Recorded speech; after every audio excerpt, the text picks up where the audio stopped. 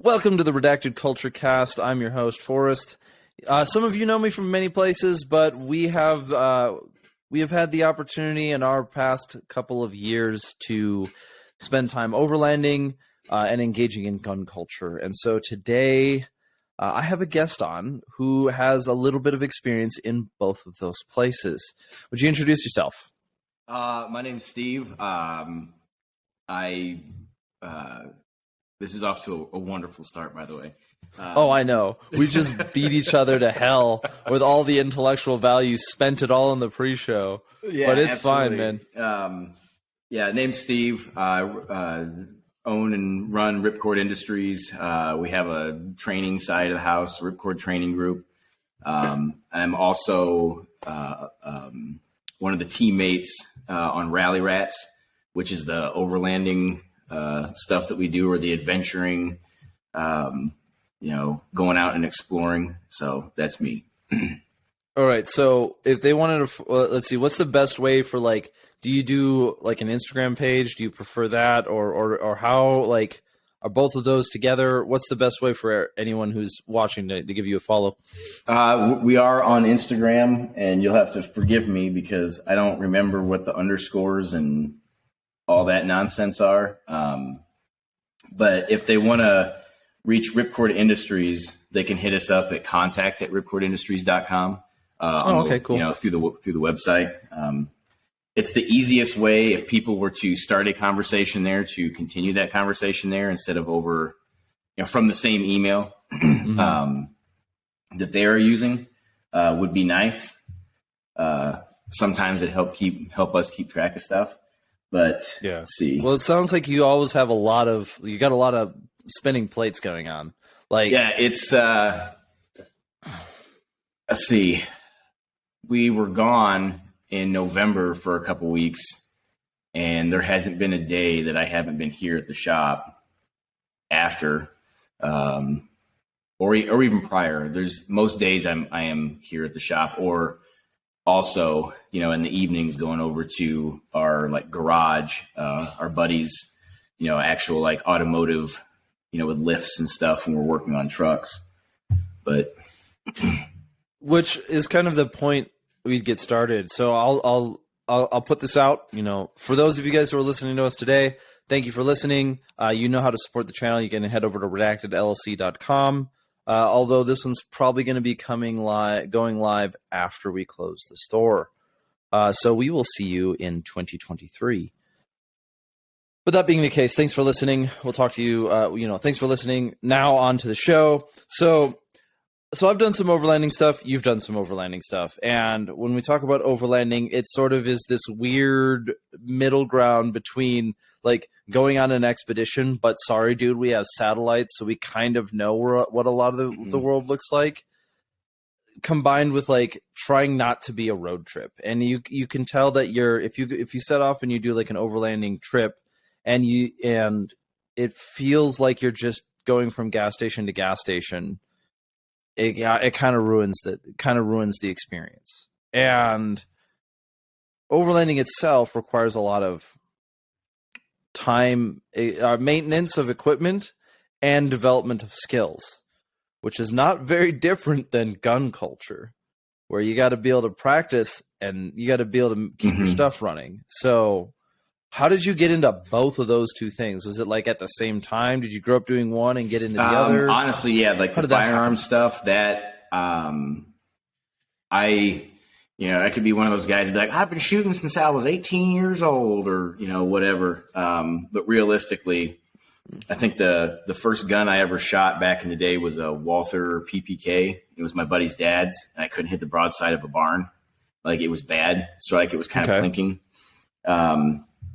It wasn't until getting into the military, and then, you go through BRM and you're oh, I know how to shoot now. And then, as time goes on and you start to, I think everyone has the same, Magpul DVD era, experience where, it was kind of for me, it was the first time being exposed to training or looking at the responsibility of learning how to, be more suited to utilize the tool or be a master of the tool.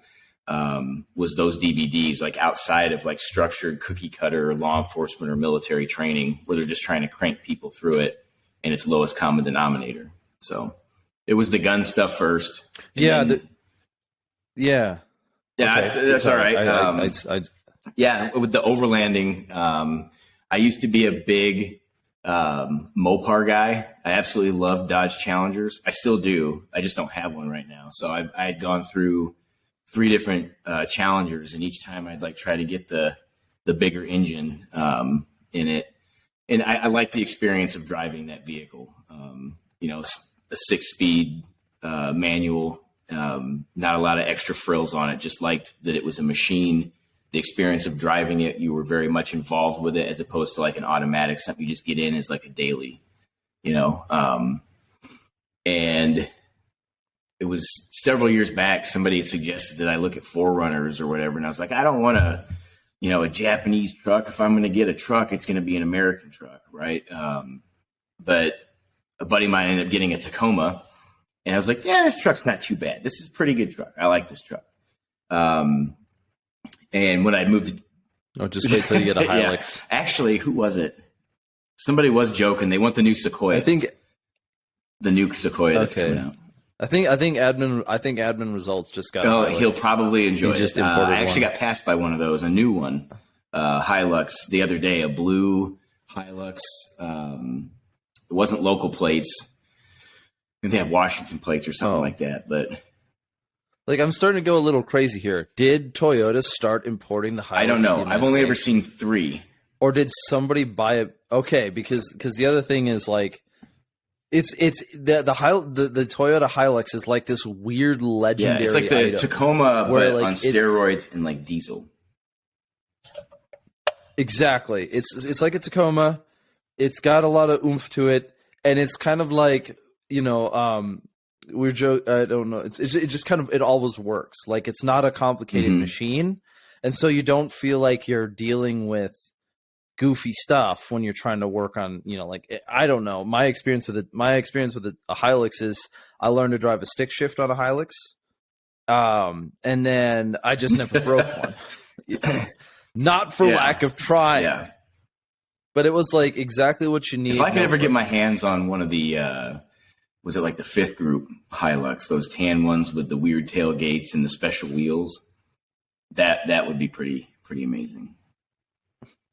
I wonder if you could make a moderately successful business selling recreated versions of that to vet bros, just specifically like vet bros. It's got to be tan. Go, I'm just full of business ideas. Well, I'm writing that down. I'm just full of business ideas. You don't have to. No, yeah, but and I ended up getting the Tacoma, and while I was doing research on the Tacoma, I had come across different YouTube pages that have to do with the overlanding. They call it overlanding, and you see, I think the page that stuck out to me the most was Expedition Overland, and they were taking these massive trips, and not just within the United States, but they were doing like all of South America. They've done British Columbia. They've done Alaska a couple times. I think they've gone from basically the Arctic Circle all the way to the most southern point that you can drive in South America. Yeah, it's like what, Dead Horse to something Ushuaia, like that. Yeah, Ushuaia is they call it's the Pan American Highway. Yeah. Yep. And I was like, oh wow. I was like, we can get into, there's so much I can do with this. It's basically, if you get the base vehicle or, your canvas or your platform, there's a lot you can do to it to make it an even more capable, mode of transportation that kind of unlocks, a little bit more freedom of movement to go to certain places and see certain things. Yeah. So I got involved. I started my cut in journalism or writing or publishing was for Overland magazine or Overland Journal. Sorry. Apparently I know they're different names, but Overland Journal. And we did an overland trip with a motorcycle. Given motorcycles are, you more commonly hear people doing it on 4-wheeled vehicles. And that's definitely the case. And there are certain aspects of doing it on doing an overland trip on a 2-wheel vehicle that is just a completely different story. But one of the things that you run into doing something is playing the game of Risk, where not the board game that takes just as long to set it up as to play the game, but like, you gotta, let's just say there's a really cool trail or route you want to take. Now, if you mess up on that route, you might actually twist an axle, bend a rod, or blow a piston or something. You could destroy part of your vehicle. So you almost feel like you're perpetually forced. At least I did when I've been doing these different overland trips, is feeling like I'm perpetually forced between a decision of the easy, safe route and the unknown, dangerous route, and having to come face to face with the reality of, if I take the route that I came on this trip because I didn't want to take the easy route, and now that I'm faced with the hard route, I'm not sure I'm going to make it. And how's that? Have you had a similar experience when you've been overlanding with like a truck? Yeah, which you guys will see in like some coming episodes if you care to hop on there and watch the Rally Rats stuff. Rally Rats is on YouTube, right? It's like Rally_Rats or something like that. All right. I had kind of I'll see if I can find it. I'll put it in the notes below. A pucker factor moment in Moab, where I almost bounced the truck backwards down Hell's Gate, and I was already most of the way up the thing in the Tacoma. So I remember getting to the entrance of it and thinking like, I don't know if I can drive this truck down this thing. This seems like it's a little bit out of, I don't like this. It looks pretty bad when you're sitting in the driver's seat or you get out to like kind of see what your route's going to be and you're looking almost straight down, a good distance. And then you get down there, and once you're in it, it was nice to be forced to have to go up Hell's Gate because there is no other way out of that bowl. Like you have to, once you get down there, unless someone comes and hoist your vehicle out, you either live there or you get out of it. Is that what? Is that why they gave Probably. it the name? There's a ton of videos on YouTube showing like people taking bad lines or equipment failing, and then the whole truck just goes right back down the thing. Sometimes on all four wheels, and sometimes the rubber side's not down when it goes back down the hill. That's right. But speaking to that, like those trails that I set out and I want to have an experience, being able to do dangerous things, but in a controlled manner or a safe manner or responsible way. I think it's really great for the soul, especially when you have like that moment of, I don't know if I can do this, but it's like, is it just fear, or am I just I don't know. It's kind of hard to explain. Like I definitely have those instances where I want to I always want to see what's around the next corner. I always want to be like, well, let's go take this path. Let's keep going. And sometimes guys are like, the kids are tired. We have to go back. And I'm like, dang it, But having that fear, or that maybe it's fear of the unknown or whatever. It's like, I don't want to break something. Is it a legitimate fear, or or am I about to do something that's outside of my skill level and I'm not going to be, and it's not responsible to do. So I think being mindful of that is very important. Okay, yeah, but I think we can tie this a little bit to gun culture as well, because and the reason why I wanted to start with overlanding is I really do see what we call American gun culture expanding, and it's kind of its influence and its participation is reaching all these different elements, and it's getting much bigger is probably a way to say it. Like there is the competition side, and there's the hunting side, and then there was the this, and then there's the defense, and there's the all these different bits and pieces, right?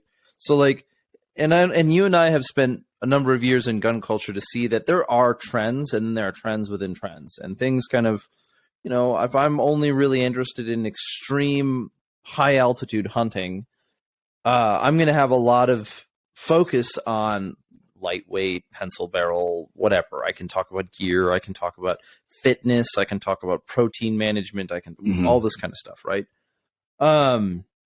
But what I do, in general, I see is it's growing, and I think that overlanding and gun culture have this tie that isn't similar because they're both practical. It's because there's something a little bit more to it. Both of them have a little bit to do with there being more to life than safety. Maybe both of them have an interesting relationship with challenging the issue of safety. Right? Because like if you go on an overland trip and you just take the safest route every time, you might as well not. Yeah, you might as well book a resort, go to Disney World, do something like that. Exactly. Different things. An overland route is not a vacation. Although you might be rested from it, it's not the same thing. And gun culture is definitely part of that too. Like, well, why do you own a gun? It could be dangerous. If safety was my primary goal, I'd stay indoors all the time. I don't know how to. I don't know how to. Yeah, like I don't know how to answer you. I not to sound cliche. We have different values. Not to sound cliche, but honestly, I'm sure you've heard the saying like safety is an illusion or whatever, something along those lines. Sure. Yeah. Definitely. Life in itself, like you could do everything right in life, and then, get smacked by a car. You could be sitting at a corner shop or whatever, and someone lose control of a car and it come through the window or something, or you could sure. Yeah. Struck by lightning or something like. Yeah. You're not omniscient. Yeah. Over. So, and when there's people involved in anything, there's always that risk that, when you go throughout your day, you're not always coming in contact with people that are generally for lack of a better term, good, or that they're not like a predator of society or what have you, or they're making decisions out of desperation and you just happen to be a target of opportunity. We have no, necessarily, I'd say, true control over that. So in life in general, and I think people nowadays, since we have a lot of creature comforts or, we don't necessarily see certain things on a level of frequency that maybe other places of the world do, the idea that someone in your town could be dangerous or that something bad in your town could happen or that you don't think you need to be prepared for, not saying paranoid, but prepared. I think that while people deep down know that, they understand that there's danger in life, it's one of those things where it's like they're subconsciously, blocking that from their thought, or does that make sense? Yeah, it does. I think there's a couple of ways we can kind of breach into this a little bit further, and one of them is your background. You said I cannot remember. I know you've worked in law enforcement. Did you spend time Correct. in the military as well? On both accounts. Okay, so all right, good. I just wanted to make sure because I don't remember everything. We'll blame it on blame it on TBI because then we can somehow blame it on the government, and then we'll say we're it's allergies and we're good libertarians or something like that. But my point being said in that bit is military experience, law, and I think you see it probably a lot more in law enforcement experience would be that we, at least those of us in the West, live in an environment where in many ways we have to seek out hardship. Like you have to go to the gym. You don't just work. I've got a friend who's in great shape, but that's because the job that he does demands it of him at all times. And so he never goes to the gym. He just goes to work because he's got to climb a damn mountain 7 days of the week. So he's in great shape. But the point that I'm saying with that is that, for most of us, hardship is a little bit artificial, and artificial hardship does not feel as, authentic as genuine challenge. Fine. But also that is matched with our awareness of evil, as in like we've tried to explain away evil as a lack of information or a misunderstanding or something even as generic as government corruption. And you could look at what's going on in Twitter right now, you could look at all these other kind of issues. And as law enforcement, you came face to face with people whose only intent was to do something wrong. I'm sure I can't imagine otherwise, right? Yeah, on occasion. I'm still kind of to commit harm, to commit pain. As humans, we like to categorize things and put things in boxes and separate and organize stuff, right? So, a lot of times in life, I don't think we're able to do that effectively because, not everything fits in a specific box, right? I'm sure there's more than one thing about you that makes you you. Like you're not a one-dimensional. The only thing I do is this podcast, exactly. Right? It's that's the only passion you have, right? So just using that as an example. But this is something that kind of a view that I'm still kind of, it changes or it ebbs and flows or it develops, as I, have more time to think about it or the more people you meet, is there's a difference between, someone who is maybe just like your average criminal who, that could fit a multitude of people where they're not necessarily evil, but, they do things out of desperation. They do things out of maybe that's like the environment they grew up in. And that's sure. Kind of what they know to be appropriate behavior. And then you have kind of like, I would say the majority of people who just go about their, regular day life, who you kind of consider in the good category, for using blanket terms. But people fail to understand. And I think one of the things you said is we explain away evil through a misunderstanding, using misunderstanding as the excuse. And I think that's kind of dangerous. I think that's probably the biggest way people do it is, oh, this person's maybe misunderstood. Well, they want to understand why someone did X, Y, or Z, right? But there are people in this world that they don't care about anything other than themselves, or even if they do care about themselves, but there are genuinely, evil people in this world. Yeah, like we engage in it in this difficulty of when we're talking about morality in this subject. I find it very difficult because it does apply to gun culture, and the tie that I wanted to pull this back into, why I was thinking about this was like, okay, let's talk. We talk about safety when it comes to overlanding. Like you cannot pursue safety as the ultimate goal. It's a means. Like you don't. When you look at it, like this is the goal to accomplish this task. This is how we want to do it. What are the safety checks we're going to put in place so that we can finish the goal? Safety is subservient to the objective, but so is gun culture. Gun culture is not the end in itself. Self-defense is not the end in itself. It's subservient to some other objective. And so that's how I think those two things tie together. But then when it comes to like wickedness in the world or evil within people, we know I think I'd make two arguments. One of them is that within each of us is the capacity for evil, for sure. That's an argument that I believe. But then the other one is, when we look out into the world, it's so odd. It's like, generally speaking, most of the interactions that we have with people where we perceive them doing something that we'd consider wrong, if we understand the context of it, we can understand how they got there, and then come to determination whether or not we think it's a justified decision. Yeah.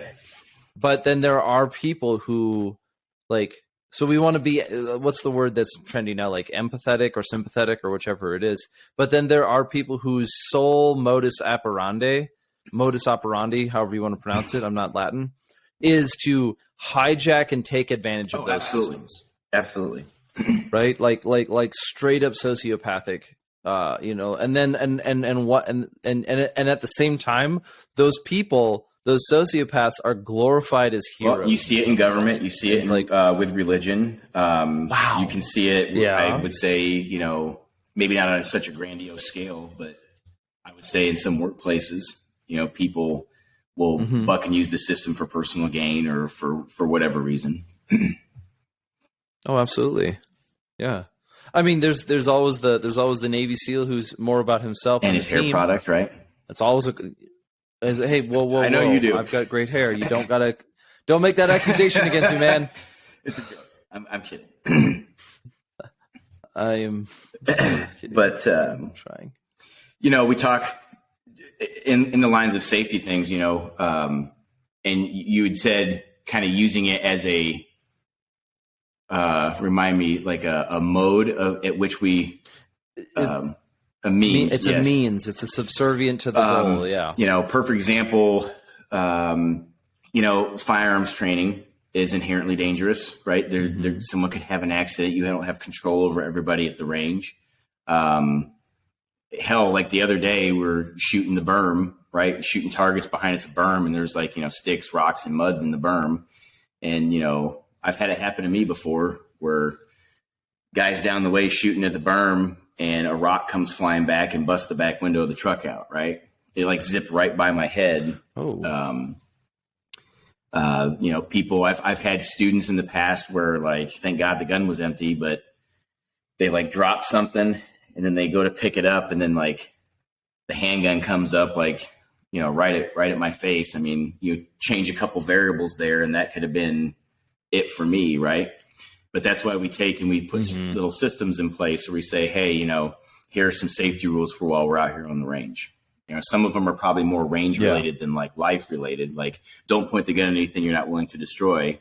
But I can tell you that there, you know, could be self-defense situations for both civilian, law enforcement, military, where you do point a firearm at somebody and you may not have to shoot that person, right? But and on the overlanding side, if you take, like, you know, anytime you pull a winch line out, there's the potential for equipment to fail. And if people aren't standing, you know, if they're standing in the wrong spot, it could be very bad for them, right?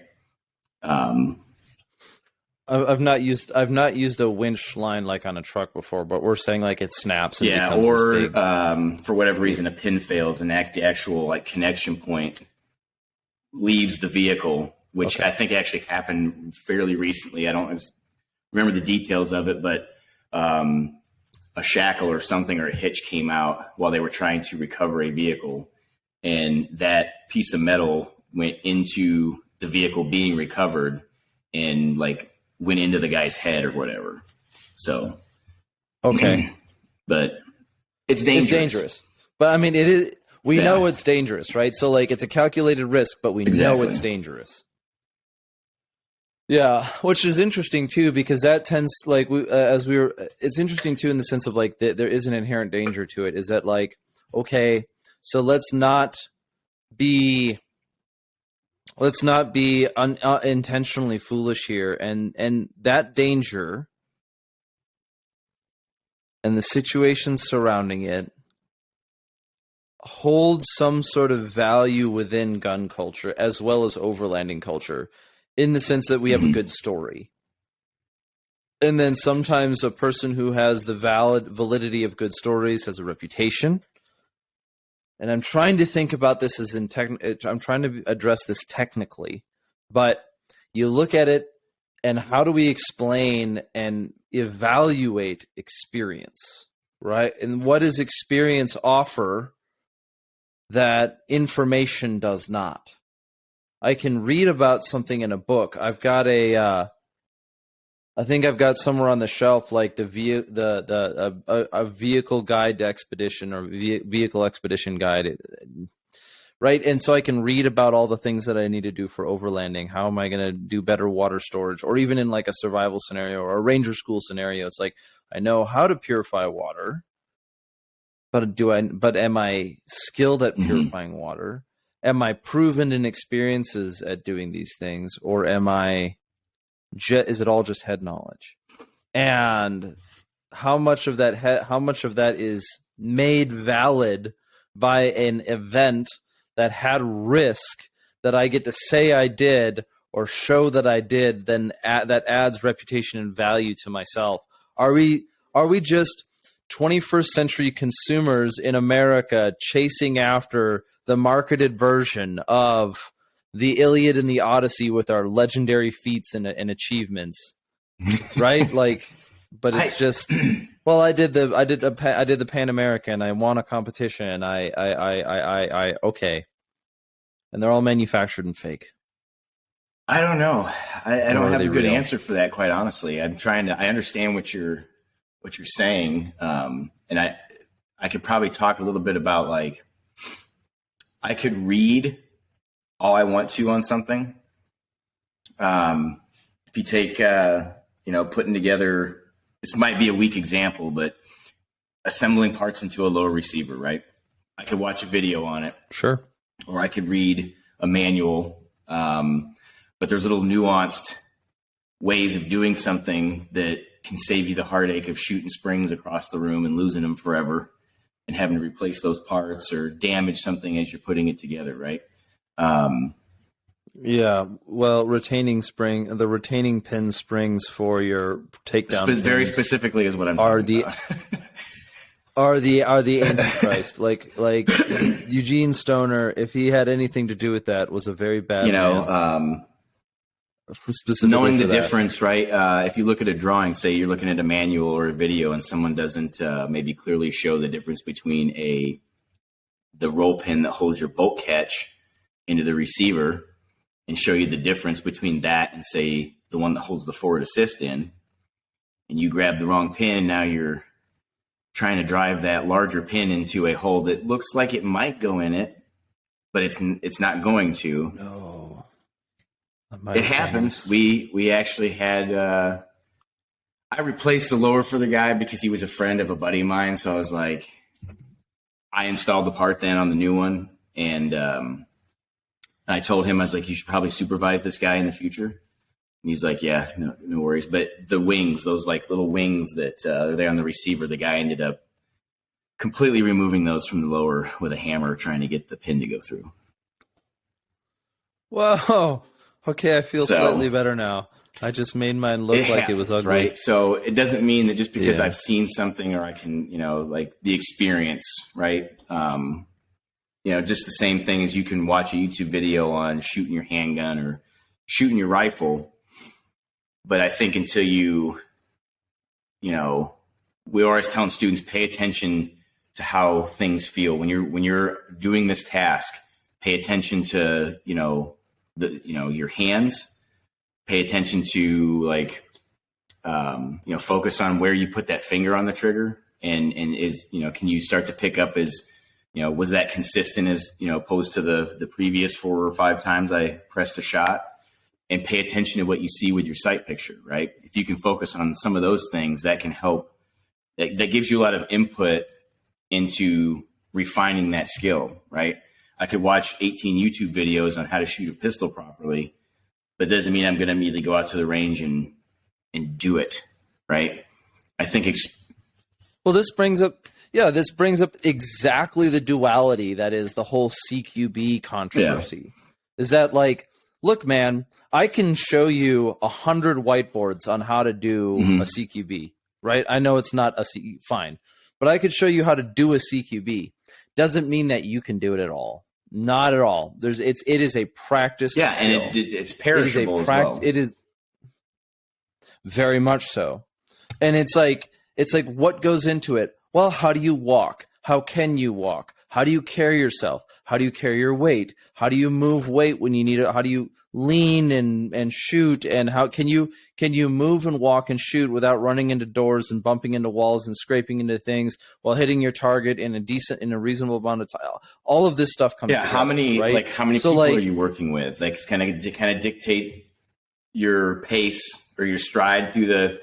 Can I communicate to you without being like, hey, dickhead, do the thing? Just be like, yeah, you're good. Into and exit rooms based on what the mission set is, right? Like what is the operation? Like, what are we doing here? That may dictate, little nuanced things of how, like, where I go when I enter a room. Yeah, I mean, so it's completely ridiculous to think. Well, it's not completely ridiculous. The fact that you have to be able to be skilled at it, or the fact that it's a skill, sort of draws a little bit of the venom out of the idea that, well, we need to protect it for information purposes. Like, I can understand why I would want to keep certain things a secret, in the sense of that I don't want to telegraph to my enemy what I'm doing. Understandably so. But but then also when I'm looking at this action like CQB, like, I'm not worried about somebody reviewing 1,000 videos and then going and using it, because you have to be able to demonstrate that you can do it, and that's a practiced skill. So, like, and not to completely disagree on that point, because I see, you know, coming from I worked on a team for a lot of years. I worked, with those guys, and I still have friends that are in, and doing that job, and I understand where, like, some of it's not to, like, and I hear this term thrown around, gatekeep, or whatever, like, I understand why certain things, or maybe some stuff, shouldn't be maybe necessarily just, like, shown on social media or what have you in full. But at the same time, I'm not against civilians, if they want to learn that, if they want to,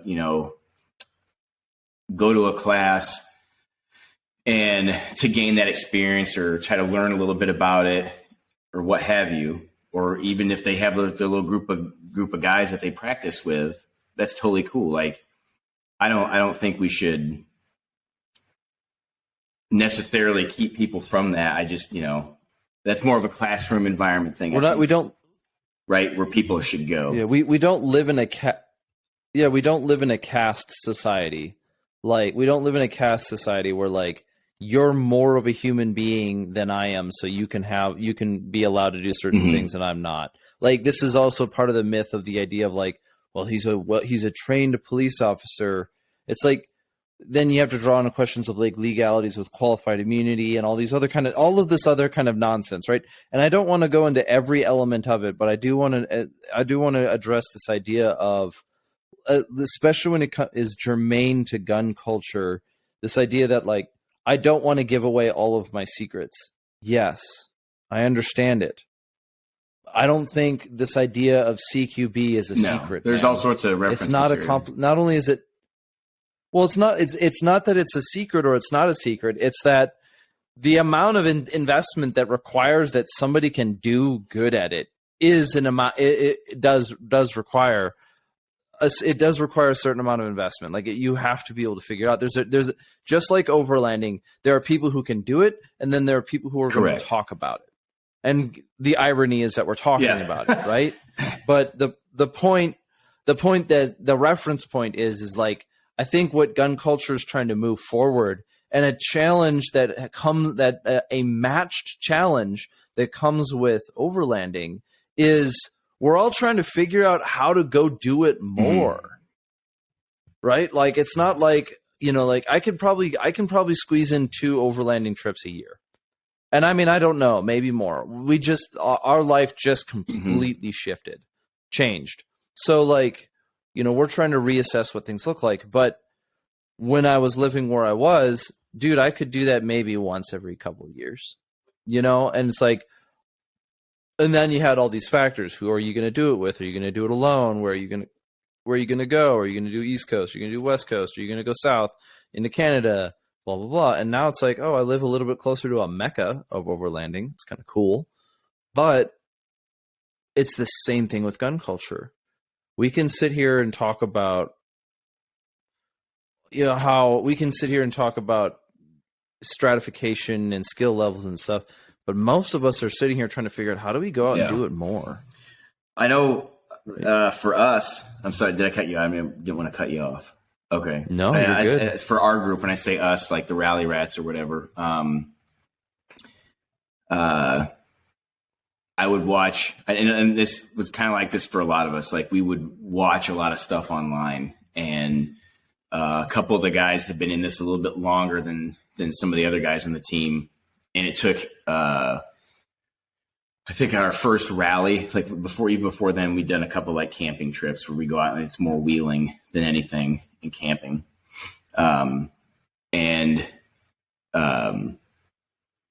An opportunity arose to, as a group, go and participate in the Red Clay Rally.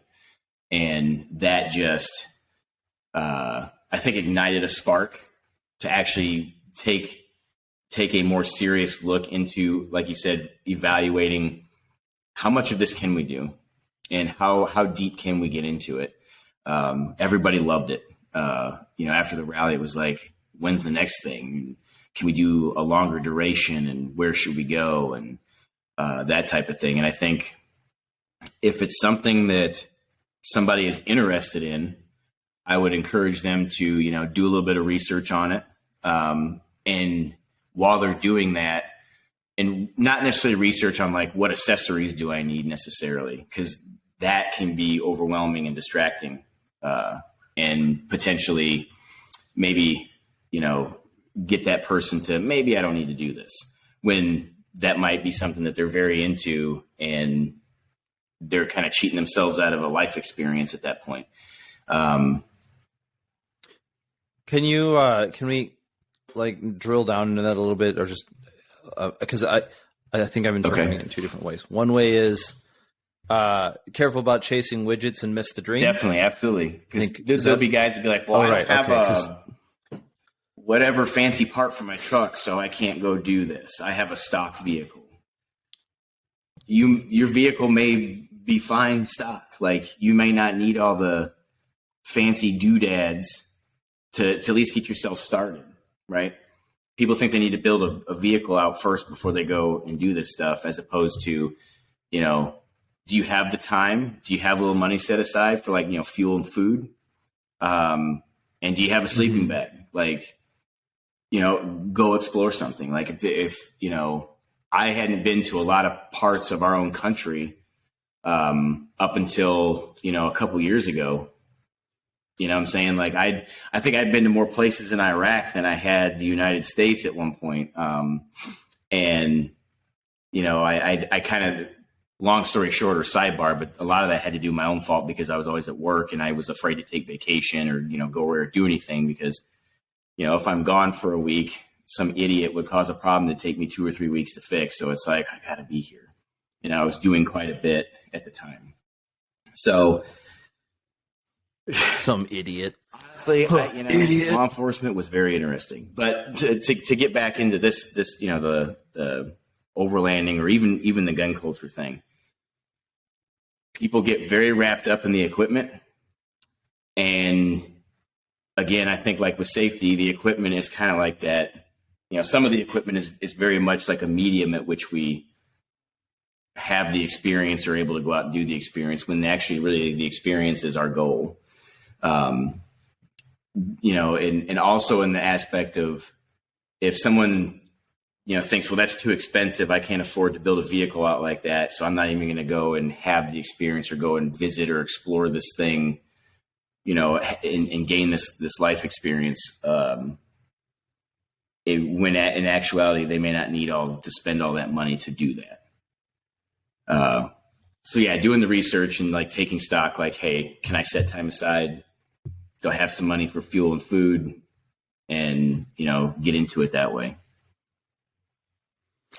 So one part of the exploration is the physical going somewhere and finding something or being out there. The other part of the exploration is the white paper. How am I going to make this affordable, and how am I going to do it? How am I going to build my plan? I think that's what I see in overlanding. It's like, so I took a trip. I know which kind of person I am. I'm an achievements person. So like, when I'm going to go do an overlanding trip, usually there's something involved with it that has to do with, like, I want to make sure that I checked a box on, like, I rode across the Mojave. I did this kind of trail. I went to this location. So I'm not. So I'm very fixated on Mhm. achievements when it comes to overlanding. And now and like I think in some areas that might actually be a little bit of a faux pas. Like what is it It's overlanding? the It's about the journey. experience, journey before destination. It's like, no, dude, all I care about is the destination. And the destination is, did I climb the damn mountain? Right? And so like in some ways I'm the antithetical Mhm. overlander. It's not like, oh man, I had a great experience. It's like, yeah, so like we did this route. It's not, I'm not thinking I need to do it the fastest or the harshest time, but it's like, it's not just the journey for me.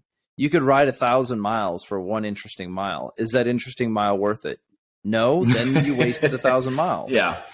You know, like sometimes that's the attitude that I have, and it has bit me, but in the past. I'm So, probably a mix of you and the whole like it's about the journey. Because I do all like, right. when we go on these trips, I get excited for certain things. Like I can't wait to see X, Y, or Z, or I can't wait to do X, Y, and Z. Yeah. And but I also am very much in the I don't know what we're getting ready to see. I don't know what we're getting ready to get into. Like, besides what maybe I have an idea, general idea of what the terrain might be because of the maps. But then I don't know, like, are we going to find an abandoned town? Am I going to stick my face in an old mine shaft and there's going to be a rattlesnake right there? Like, I don't know, and I like that excitement It's a big not rattlesnake. knowing. Well, it happened on our last trip. I found a rattlesnake and he was like right there. And I was like, this is not the way I wanted to find this. So anyway, but I enjoy, not knowing exactly what's fixing to happen. And maybe I'll have to react to it. And, kind of taking those experiences as they come instead of trying to control every little aspect of it. Yeah, I don't feel like I need to be too rigid when I'm out there. And I know this is kind of this is a little bit more on the personal side, but like when I'm doing an overlanding route, I do not feel like I need to be bound to a calendar. I'm not super like up at 6, down at 9, up at 8, out by 3. It's like, nope, I've got 10 days to get from here to here. I want to kind of wind through this, but this is something that I want to do. I want to do that route. I want to hit that point. So the days up to and after can all include different amounts of stretch, right? Oh no, we got in late tonight. Oh bummer. Oh well, we'll just throw some food on, and then go to bed. Or we got out early this morning, or whatever it is, which I never get out early because that's just how it goes. But the main objective is like the main thing that's got my attention is like, okay, is this going to be worth it? Is this route going to be worth it? Is this, like the view, the opportunity? Are we going to find something? Do I get a story? Am I going to have a story out of this? Is the weirdest part is that like, I think I don't know if maybe it's just myself, but there's like a little bit of shyness around this idea of saying like, the route is the whole trip is a waste if there isn't a good story. Is that do you see that? Do you see the bones of that? Is that just a me problem? Surely it's not just a you problem. But okay.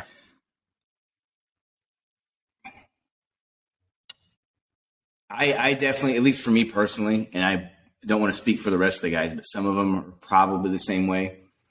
I enjoy the fact that we are able to actually get out and do this stuff and have the experience, at least for us. Like it's, I find myself sometimes there's people I wish I could share this experience with because there's no way I can kind of like really effectively articulate how awesome something might have been or how I viewed it. But it does, if we can't tell a good story at the end, because that's part of what we're doing with this is trying to be able to tell a story. If the story is not great, I could see it being disappointing. Maybe learning how to tell the story is one thing, but it's that if I don't have one, I wonder if it was a good time. Have you talked about your, is it the journal? I'm going to mess the name up. Overlanding Journal? Overland Journal? Have you posted your guys', you and your missus, like write up from that? Because you'd sent that to me and I read that. I enjoyed it. And the photos were also really, really good.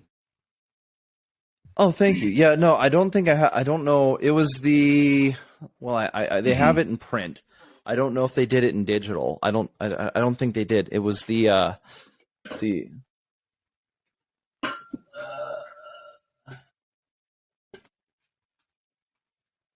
Yeah, so it was the summer of 2018 edition. But see, you had that was a great story that you were able to tell.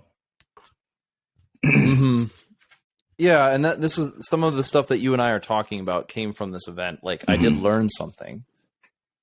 This is where I learned on that route. I kind of came to understanding, like, when it comes to overlanding, like I'm definitely an achievements person. I think at one point you're out in the desert going, no. I'm not having a good time. No.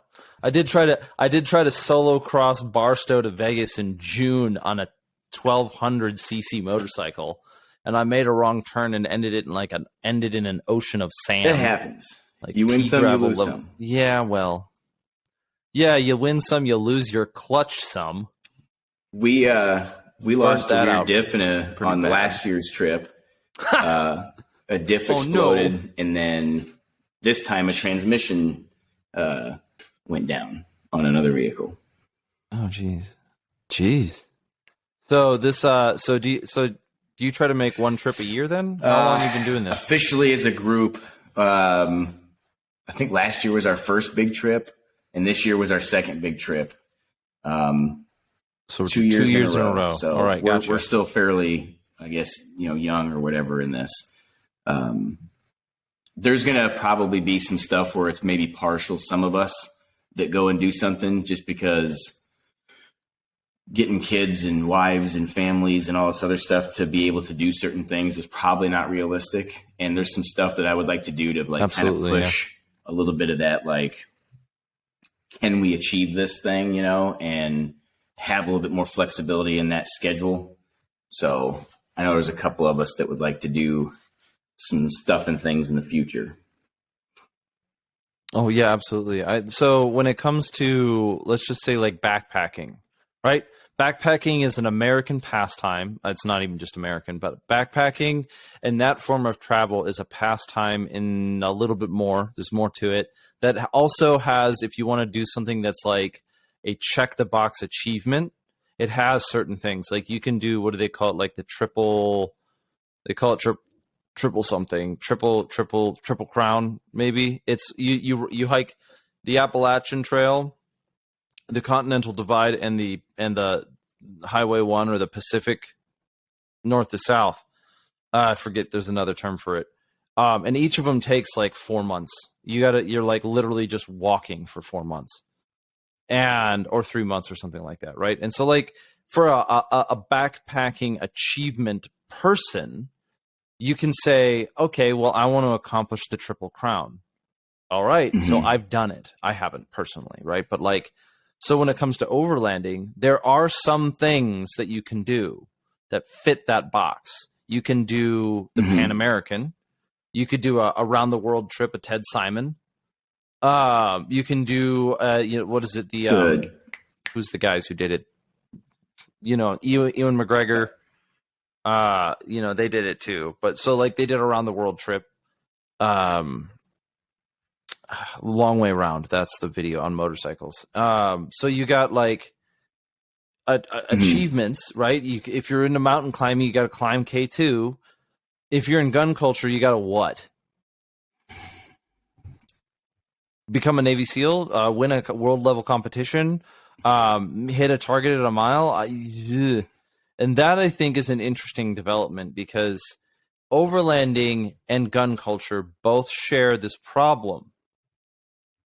And this is why I think gun culture and overlanding are so similar, is because setting an achievement is very difficult. It's not a very clear case. Like, there are some clear ones, but they're not all that, like, grandiose. Well, you talked about, like, CQB is all the rage now, right? What's it going to be? It's going to be all the rage for a long time.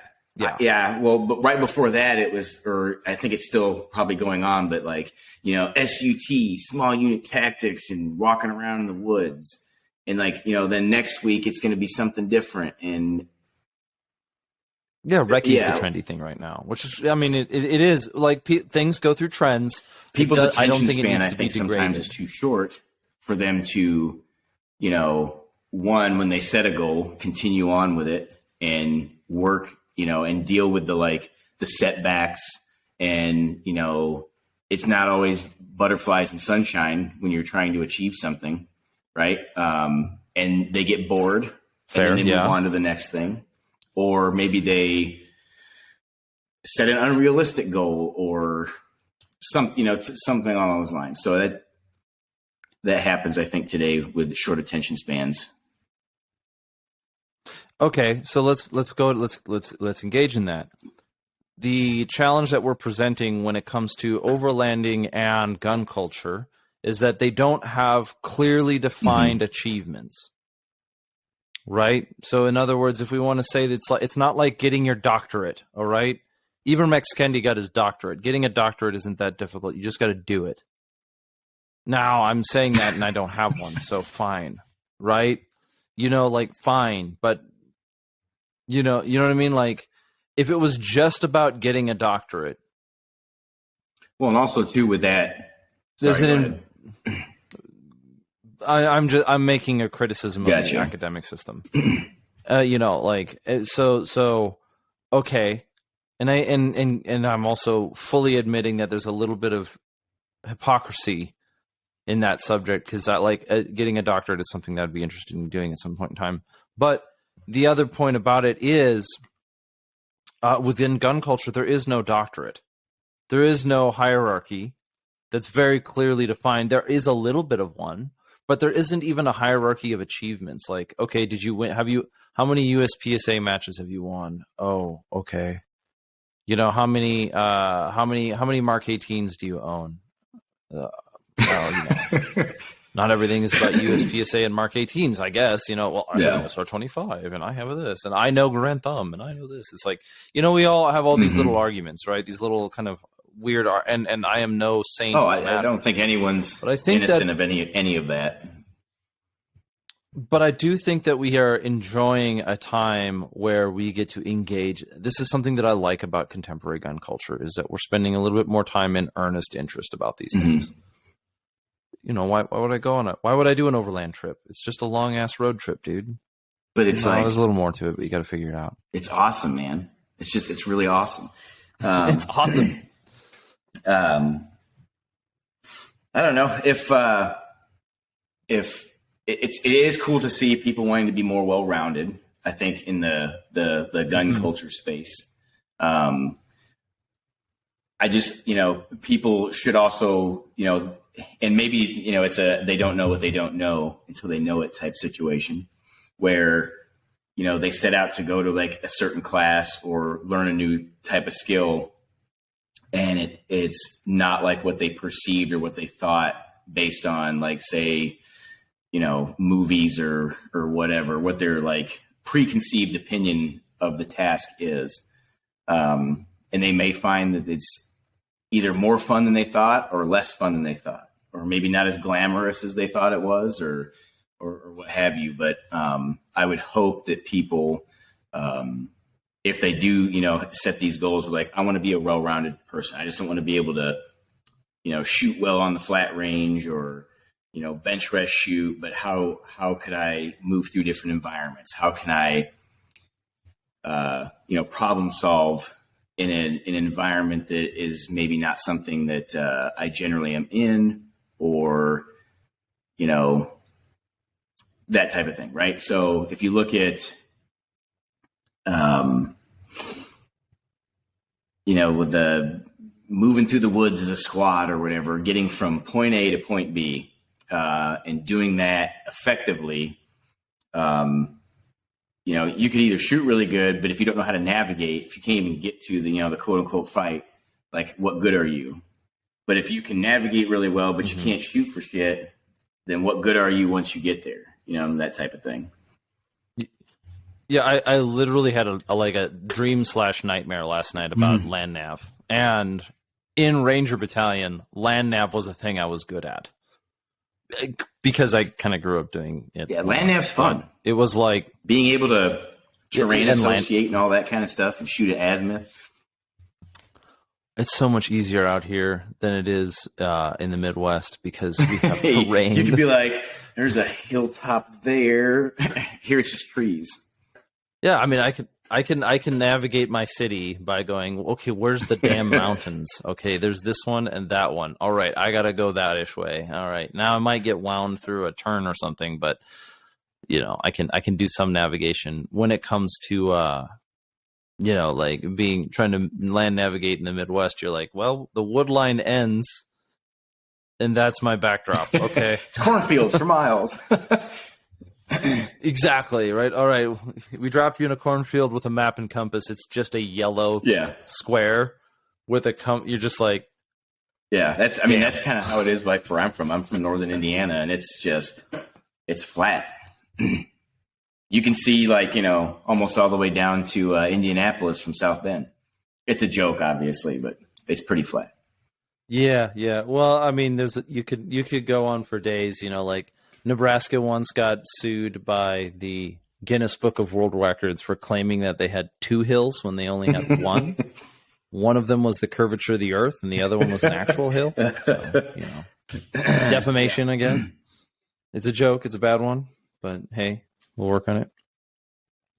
But yeah, cool. So this kind of so we've been talking about a number of things when it comes to like gun culture and overlanding, and I really do. I like this is one of those things where it's kind of the purpose of this conversation, this show is. I understand that these subjects are not easy, but we are willingly engaging in them, right? So like.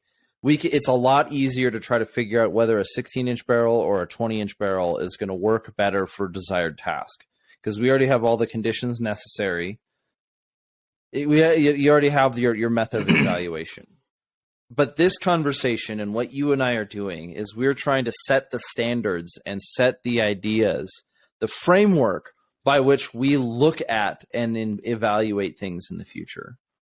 And a good one is like, you know, and this is why I brought up overlanding as a starting part in regards to gun cultures, because it's like sometimes it's difficult to figure out what for. Like what's the trip for? And being and I can say though, the difficulty of going through those questions, sometimes out in the field and sometimes in the office. Has almost every time paid off in the end. So it's taken time and effort and energy. So I wanted to hear a little bit from you on how you got started in gun culture, because you've been doing the gun culture thing a lot longer than you've been doing.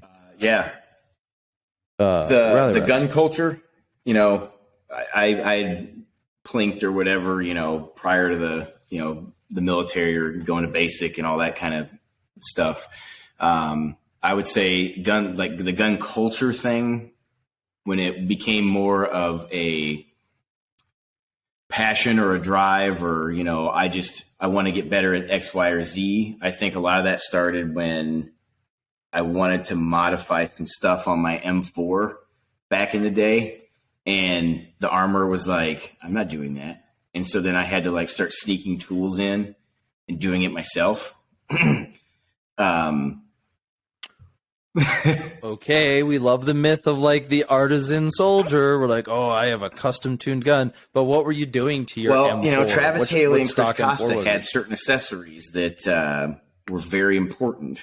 You know, it was what did he used to say? You have mechanical advantage parts, and then you have parts that help the user be better. And he used to have a very sciencey term for it. I don't remember what off the top of my head. So confession time. I don't think I ever watched the videos. Know, you're going to have to get some popcorn some night, and I think I still have them in a box over here. I'll ship them to you. It's the art of whatever the hell dynamic, this and that. Yeah, the art of the Yeah. dynamic carbine I mean, or something.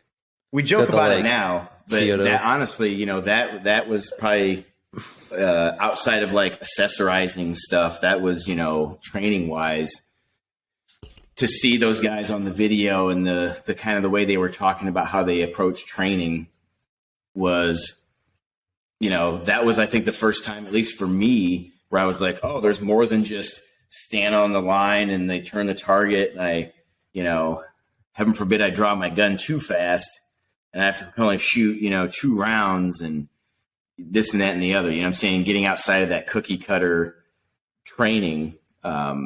That was my first experience with actually like seeing some training that was like, okay, yeah, some of this makes sense to me. I'm gonna try this, and you know, then it's the next thing and the next thing. But yeah, I started tinkering with my M4 in the military, and then had met a guy in my hometown where I, you know, grew up or whatever, and had gone to work for him in his gun shop.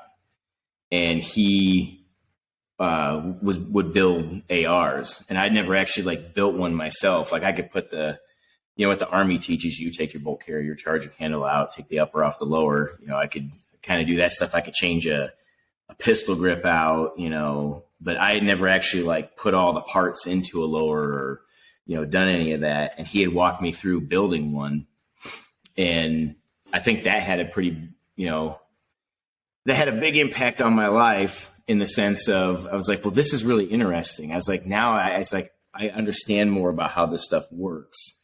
And then it just kind of snowballed from there. You know, when I got into law enforcement, I became an armorer, and was, you know, doing all that kind of stuff and working on guns and, you know, helping guys from different agencies with their stuff. And then I had a couple buddies. I had a buddy, Sam, who had gone to work up in Wisconsin for a manufacturer, and he was learning some different stuff. And I'd met Mike from Criterion at a Travis Haley class years ago, when we were both still in law enforcement at the time, and, you know, learning stuff from him. And it kind of like drives you to tinker and play more and try more things and test more stuff and gain, you know, refine your understanding of how all that stuff works. And then just being like, part of it is a little bit ego wise, like on the performance side of the house, where it's like, I don't want to show up to the range or shoot, you know, and be like the worst guy out there. You know, I think a little bit of ego is involved. And I think a little bit of ego is healthy, a little bit here and there, because I think it coincides with that, like that social stress where you don't want to be, you know, viewed as less than, like, you know, say somebody else, you know, performance wise, when it comes to being able to handle a task, especially as a man, you know, like you should be good at shooting guns or, you know, working on your vehicle or that kind of stuff, you know? So part of it, you know, maybe a little bit of ego, not wanting to be the worst guy out there. But then at the same time, it's like, once you achieve something, it's like, well, how much further can I go? How much further can I push myself? What am I capable of? And hopefully, you know, having the maturity and the discipline to hopefully, you know, stay more in that side of the thing, and maybe less ego, is more beneficial, probably, I think, for folks. I wonder if I had done that, I would have gone to school after my, if I would have just gone straight to my master's degree. Because, I mean, it's just a thought. I don't want to be too coy on it, but, like, so you made the statement, once you achieve something, oftentimes your mindset changes to how far can I go? So, like, a healthy amount of ego, I think, is having some understanding of your place within the interpersonal nature of this environment. Is good. Like having a sense of like, maybe a sense of belonging is one, but it's a word I'm looking for, and I wish I could understand. I could phrase it better. I had it while you were talking. I was long-winded. It happens once a show where I forget some word I'm supposed to remember. It's almost a bit at this point, right. So don't worry. But it's like, the ego is one word, right? The ego is usually attributed to some sort of like biblical sense of arrogance or pride, an inflated sense of self. But what I'm saying is like you're aware of yourself within the environment and you know your place. I'm self and spatially aware. Like having a respect or dignity or something. I can't remember if it comes back, Gotcha. it'll come back. But so you're within gun culture. Yes, absolutely. You have to have some sense of like drive and pride and that drive has to have enough energy, momentum to push you past the inherent human negativity you're going to encounter. Right? Like you're not going to make it anywhere in gun culture if you have thin skin. And what I mean by thin skin is not the generic, like, oh, you got to be able to take a joke to give a joke kind of thing. I mean, like, we may not be good at defining it, but there is a line between being thin skinned and just like not being okay with certain things and fine. There's room for conversation there. But what I do understand when it comes to this side of, I want to hear more, because I don't know how I can see what you're saying within gun culture, but I don't know how that came to you designed around. There's one question I'm trying to get out of you. And as you're talking, I'm trying to figure out what that question is. And the question that I'm trying to answer is 100, in my sense, is a little bit greedy, is how did you go from the concept of, I'm not saying you're living the American dream, but I'm saying that you're doing something that I'm attracted to, in the sense of you thought of something that solved a problem and you figured out how to make it happen. How did you get to going from military to law enforcement to gunsmithing to building your own rail? Well, how'd you do that? If you want me to get because I'm using it and I still love it. Yeah, don't get me wrong. Like shooting, building guns, tinkering, it's always been a passion. It's always been something I've very much enjoyed.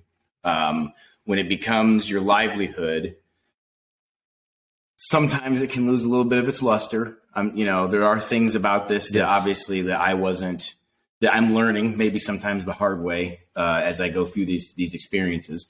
But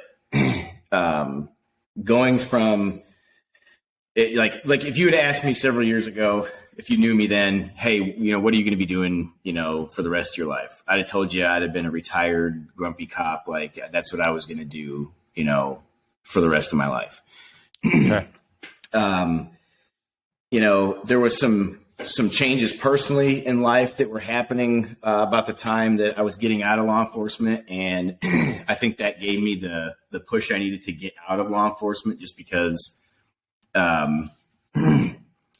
least with the agency I worked for, it was not a fun place to be, not a good place to work.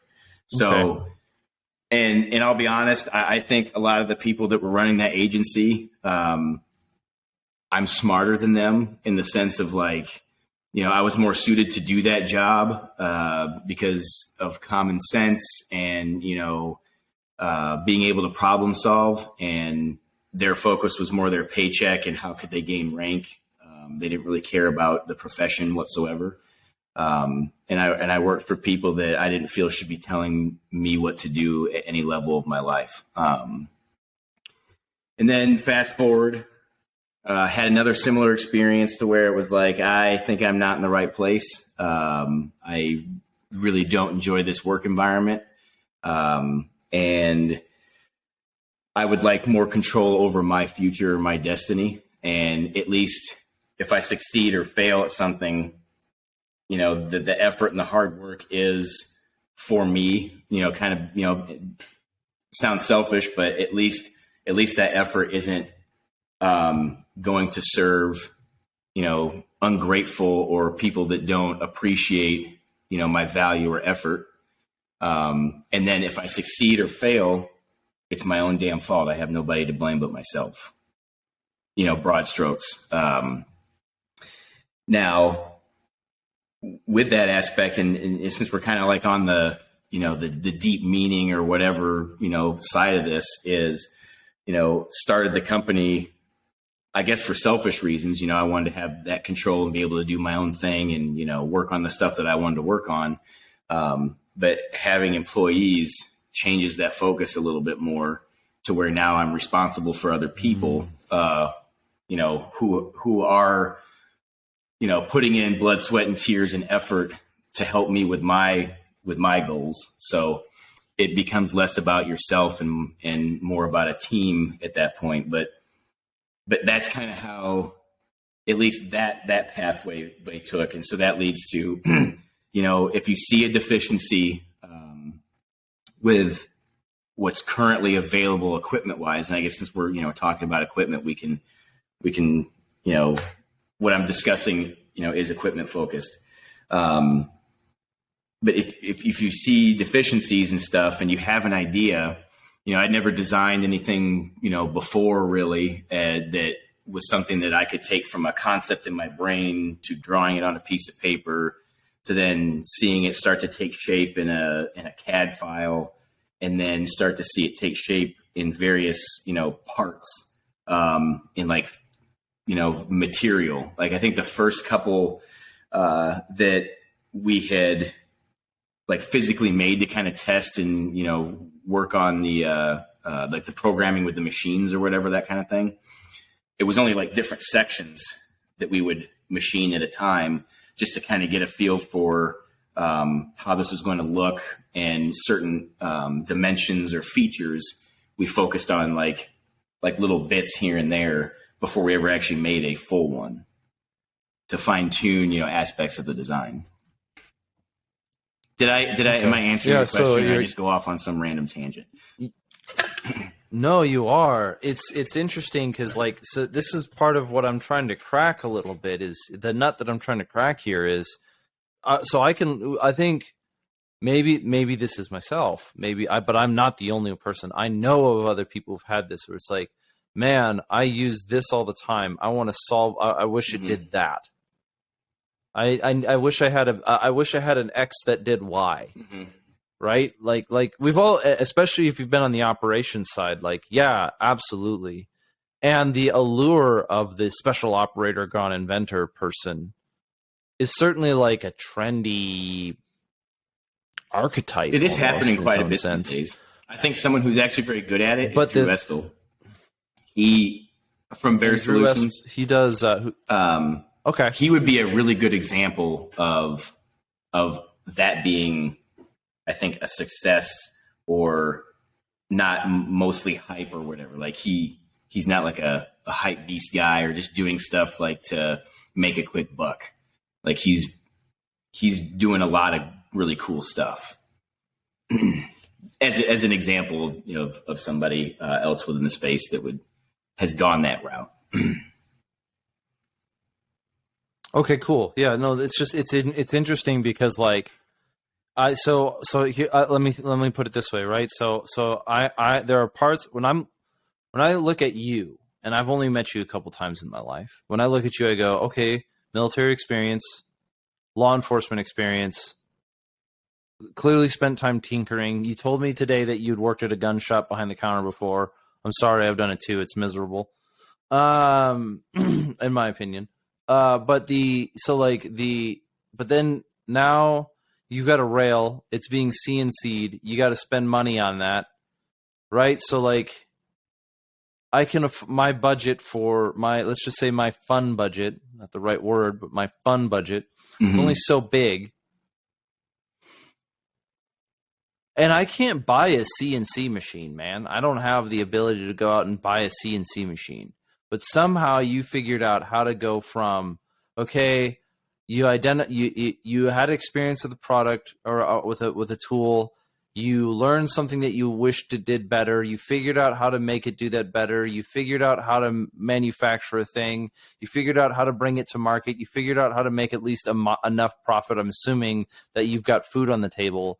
And all of that coming together like the chinks in the armor are interesting because from my perspective, it looks like you did all of that.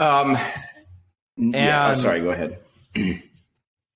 So then within one thing that we could do, one thing that I think we could close the doors, we could not close the doors, but close the gaps that are found within gun culture is have better ways of having people get involved. I don't think that the only way to get involved in gun culture should be you either A, join the military, or B, slave away for minimum wage behind a gun store shelf for like 7 years. It's not realistic. It's not responsible. Like there needs to be more. Like, how do people, why is it that why are we not building scholarship programs for people to go to manufacturing courses so they can figure out how to make better stuff? I mean, there are like, I think a couple colleges or whatever that do stuff like that, actually. But gun culture is not encouraged. Correct. I wish I'd been smarter. And I do want to point out though too, is like, I haven't done this by myself. I wouldn't be nearly as far if it weren't for, the team that I have like physically here in Tennessee. It wouldn't be, I have a lot that I owe them, for what we are able to do right now. And for us to be able to, as we identify deficiencies within our processes, to make those better so that we can better serve customers, so that we can, improve upon product or offer more. That has a lot to do with, the folks that I have here. We've been very fortunate to have access to and work with engineers that are very smart, have a passion for what they do, and their attention to detail is very good. Being able to see the potential and the ideas that we have for products and be willing to work with us to help us make those a reality. So it's obviously there's like Ripcord and like the people that like physically work here at Ripcord, but we're kind of assembling this like awesome team, whether they're employees of our company or, folks that we work with at different companies, who,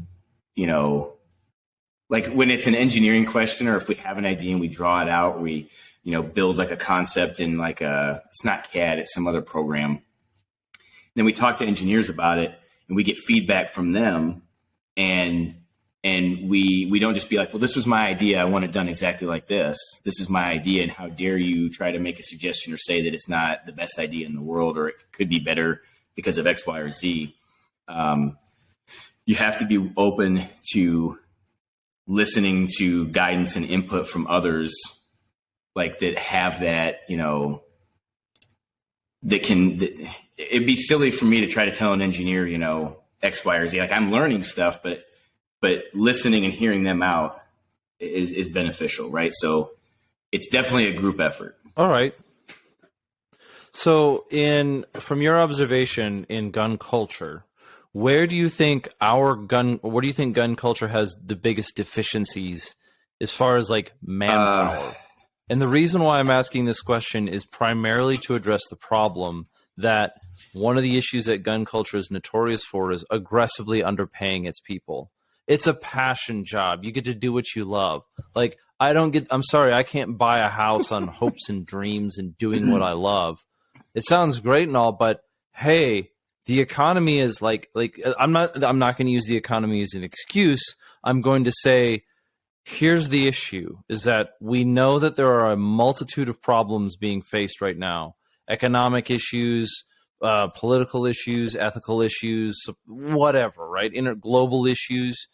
And so I think that gun culture if you can tell me like, well, we need more engineers. Yeah, honestly, stuff like All that, right. where if you want to, everyone and their brother has an Instagram account or wants to, be on the range and like shoot the gun or be like the front guy for something, or that person that people like look to as the gun culture celebrity guy, right? a lot of times in those instances, if you look at some of these, like a lot of that information that comes out, people can just read off a card, right, and just tell you facts about a gun and then make a fancy video, right?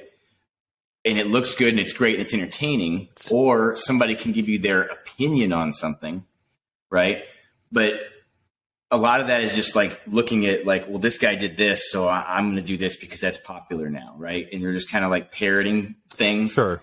And they all and a lot of people say they want to make a change or they want to, do more for the gun community or this and that and the other. But there's a lot of stuff that people could be doing that might not, like at face value, be necessarily related to the gun community, to where they could be putting themselves in a position where they can actually fill a gap or,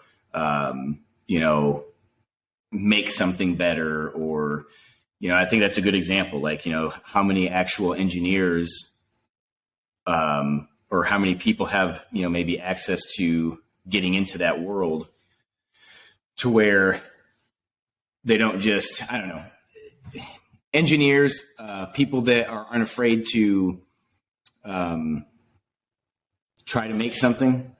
I think of a couple of different questions, right? It's like, I think I'm trying to get you, I'm thinking of a couple of different places where gun culture as a whole, as it continues to expand, right? The original thesis that gun culture is expanding outside of like just the gun shooty stuff. This is why we talked about overlanding. How about smart guys in finance? Talk about smart dudes in finance that want to be able to, or tech that can, like money processing stuff, right? That's one way they're trying to go after the gun industry is like, oh, well, gun parts, or you're related to gun stuff. We don't want to process your money, or we're going to threaten to take and steal basically your money and hold on to it. Yeah. Or our credit card, your money is no good. Yeah. That type of thing. Like, honestly, that would be a huge win if we could get some techie dudes and some 2A banking dudes to get something, beneficial going, so that we can exercise was it free market and selling and, making a living and making sure that people have access to purchase the tools that they have a right to purchase and own. So it's a tricky balance, right? So when we talk about free market, it's the same thing with like freedom of speech issues. Is that like, okay, there are people who believe in free market absolutists, but there are certain things that I do not think you should be allowed to exchange money for. And one of them is human beings. Did I misuse the term? Right? No, not at all. I'm just adding context to it. And yet at the same time, anytime you have somebody who looks at like, oh, well, we want to make sure that we can get into banking so that we can do exchange. You like the finance question. I will use another story first. The problem that you have with the free speech absolutists whenever you create a new web platform for freedom of speech is you get a whole bunch of trolls who get on there and start posting the most abhorrent stuff that you could. And then when you're like, no, we don't want this here. They're like, oh, you're not a free speech absolutist. It's like, not from you, right? Like, just come on, dude. Like, talk about bad faith argument. But you can do the exact same thing for the banking issue. Is that like, this is what we want when it comes to a banking solution, is that I know, or a money processing solution, all I need to know is two things. You aren't going to sell my information to some dweeb who's going to use it you're not going to sell my information to somebody who's going to use that information against me. And you're going to allow me to make legal transactions as per the Constitution. That's it. I'm not asking you to build a web platform so that I can sell illegal guns to the cartel in Mexico. I'm sorry, I'm not the ATF. Yeah. You know what I mean? Like, no one's asking for the absurdity of this is no one's asking for anything crazy. Well, no one's asking for anything absurd. How about you just, I don't need to be able to worry about contending with foreign issues. Yeah, and the amount of misinformation, or when somebody, and I saw an article the other day where it's like, the Democrats or whoever, anything they don't like that's actually a law, they just call it a loophole. Yeah, it's a good joke, but it's true. And you got these, like, we had talked to in one of our, like, the insurance company or whatever, and he's like, oh, I don't know, like, it came down, long story short, it came down to some money, and they weren't getting as much money as they thought that they should be getting. But long story short, they wanted us to, like, start putting certain things on our website and disclaimers and this and that and the other, and making sure that, like, we would restrict products to certain states. And I'm like, well, really, we kind of already do some of that, in the sense of, like, I can't sell magazines to, certain states or whatever. But they were acting as if people can go on our website or online and purchase a firearm, and then we just ship it to their door, as opposed to what actually happens. Yeah, I don't know. So what do you think the solution to people who have that problem are, right? Like, I am a little bit obstinate. Like, hey, dude, if that's your opinion if that's what you think happens, then you probably shouldn't be involved in legislation nor insurance or anything legal related or education related. Like, it's so far. Like, yeah, I also built, that little. I bought a million bottle rockets last year and flew to the moon. Did you know that? Like, it's not how it works, man. Honestly, I think I'm a little combative. No, that's quite all right. And it's frustrating because at some point, I think some of it is willful ignorance. Like, they know, like, we're not doing anything illegal. Like, it's the same thing with Instagram. Like, I don't know how many times we've had a post removed just because it's a picture of a logo and we're talking about, like, maybe a sale, like we're running a sale or whatever, right? And they're like, oh, sale of illegal goods. No, sir, these aren't illegal goods. And furthermore, we hold a federal firearms license. You know what I'm saying? So it's like, and it's purposefully, like, cooperation with a tyrannical regime that wants to, make you dependent upon them, reliant on them, for just about everything. Right. And this might be a weird, like, sidebar or whatever, but I was thinking about this last night. I want to be, and there's a movie, Bullet Train. I guess it's a Netflix movie, right? I just saw that movie. It's hilarious. Right? But I was thinking to myself, I was like, I remember growing up, and something that my friends and I, or my family and I, would do. My family and I, we used to do drive-in movies, right?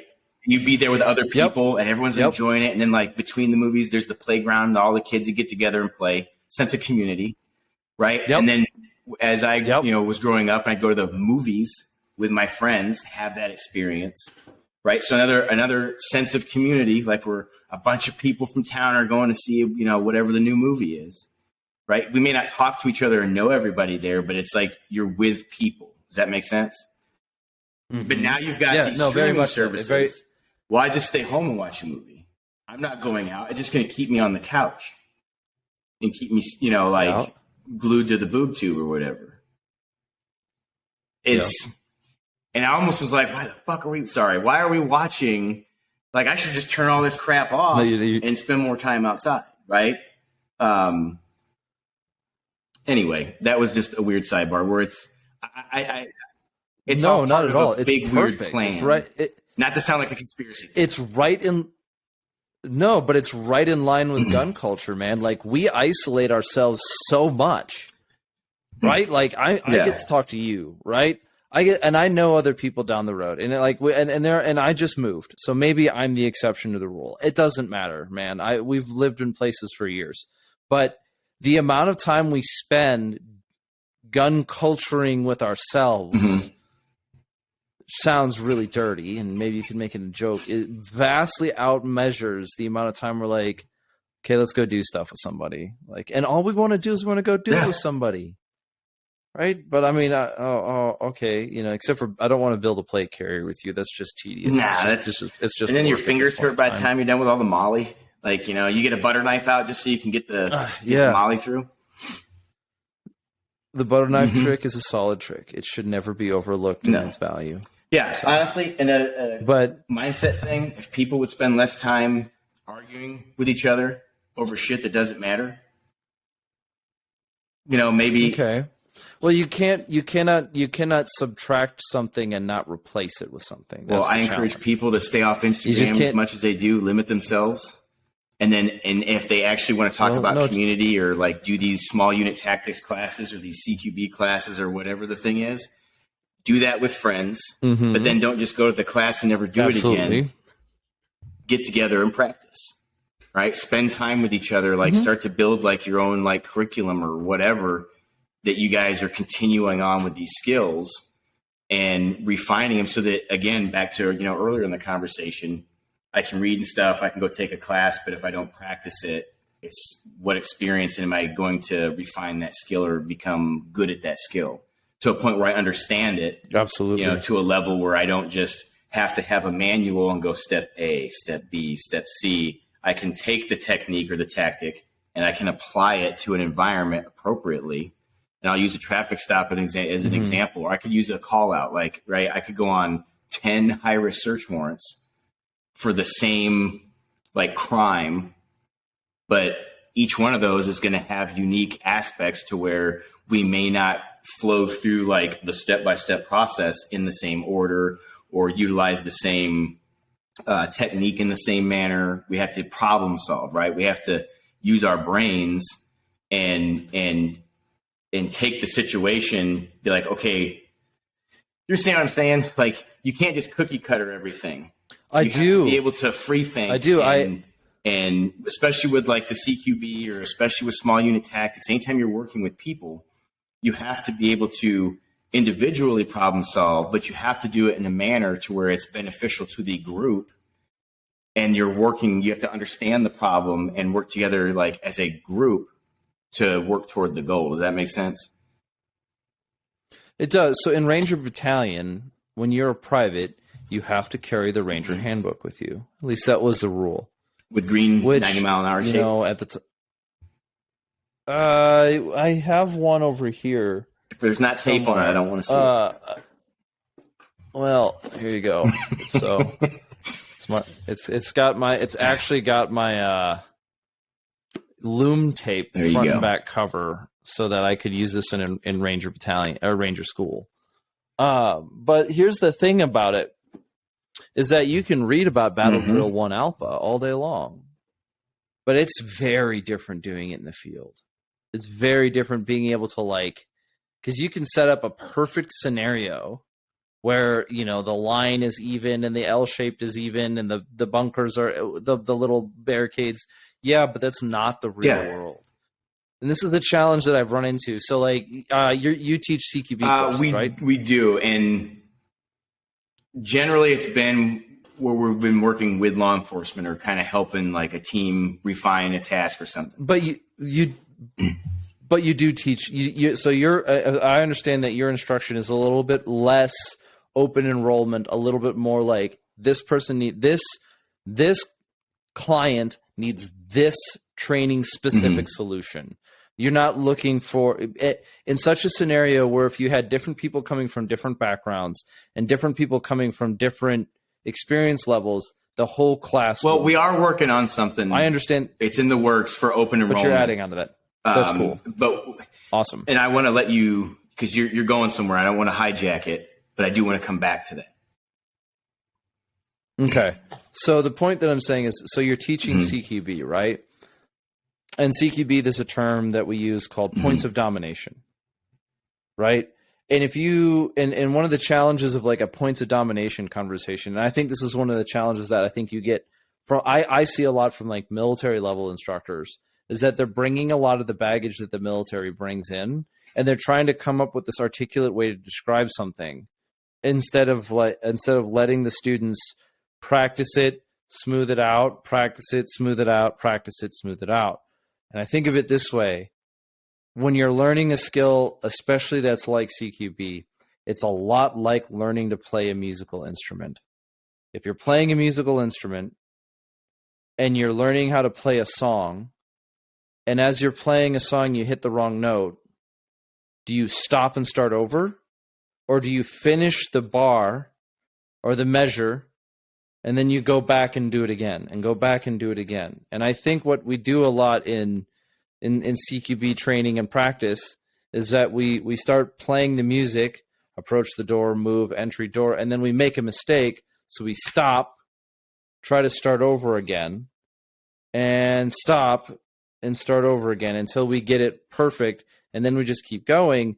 And a lot of this, I think, is caused by the instructor, who sometimes when the error is made, you need to stop and correct there are it. some points where it's like, whoa, hold on a second. But yeah, continue. Exactly. But very often it's like, okay, when you're practicing it and you make a mistake, don't stop and try to start it over again. Correct your error, make a correction as you're moving through, and then make a note of it, and then go practice that maneuver multiple times. And that's how you start getting better. Yeah, what that will also do is dudes start picking up, like, a couple different things, but specifically, if you allow the mistake to happen and you allow it to be corrected on the fly or fixed, or like, hey, maybe somebody forgot to pick something up, but then instead of being told to stop and told what you did wrong, like, start developing that something doesn't feel right, or, hey, I'm picking stuff up, I'm opening my vision up, I'm more aware of spatially of what's going on around me. Yes, I have my task, but, well, there's a term, always look for work, right? Dudes always like, maybe, few back in the stack, hey, be looking for work, eyes up. If dudes come into a space and somebody doesn't check off on something or pick something up, instead of being like, oh shit, stop it, redo it, you're robbing someone of the experience of maybe someone is picking it up and making that correction. You can talk about it after the fact. Does that make sense? To where you start to problem solve as individuals in a manner that allows the group to work toward that goal. Yep. And in the very real world, there will be things that don't go Correct. Textbook perfect. And so part of being able to perform the duty as opposed to know what it looks like is that that you're going to hit a multiplicity of problems, and you're going to be what the solutions look like. And this is where I run into this challenge of the argument of constantly teaching points of domination is not that it's not that in theory it's correct or it's superior.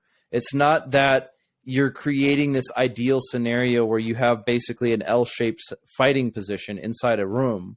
No, it's not that these things aren't true. It's that it's just not very useful for teaching, because what the people need, what you're trying to teach to the students is that they want to be you're trying to teach confidence into how to enter in through the doorway, and then how to essentially maneuver that entire room in such a way to maximize lethality and minimize exposure, I guess.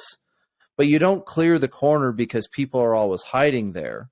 You clear the corner because if somebody is there and you don't clear it, it's a catastrophic failure. 9 out of 10 times the guy's standing in the middle of the room. Well, that's another thing too. If you or first something entry into a lot of structures, at least in America, we have furniture along the walls, and if depending on the time of day or evening, the probability of where those people are within the structure, it changes, right? So I can't tell you how many times we've come into a initial entry into some place, and we check off on corners, but usually the people are somewhere in like the center or deeper into that space. They're not right there by the door in a lot of cases. Now, there are some cases where it's like, you might surprise somebody or whatever, but not a big thing with that. Any tactics-based training, people should be allowed to make mistakes. They should be allowed time to correct them. And just because somebody problem solves, not maybe a mirror image of what how the instructor would do it or what they're necessarily saying, be like, because you can learn from other people problem solving as well. It's like, scenario-based training. It's like, hey, we're setting up and developing this scenario to put students through, and here's our left limit and here's our right limit. problem solving within here, while it might not be exactly how I would problem solve it, if it's within this, well, for lack of a better term, acceptable window, and it's a good decision that solves a problem, and it's done in an effective manner, in a timely manner, that goes a long way to reinforce, people's decision-making skills and that type of thing in that environment. Yeah. Like I can see you as an instructor. You're not just trying to create an Correct. automaton. You're trying to create a thinking, capable person, where they start as being an ideal student starts as being an individual thinking person, gets sort of broken down into a series of skill sets that they need to develop, and then reassembled as a thinking person. And one of the challenges I think with CQB training is we start with the thinking person, we break them down into skill sets, but we never rebuild them into a thinking person.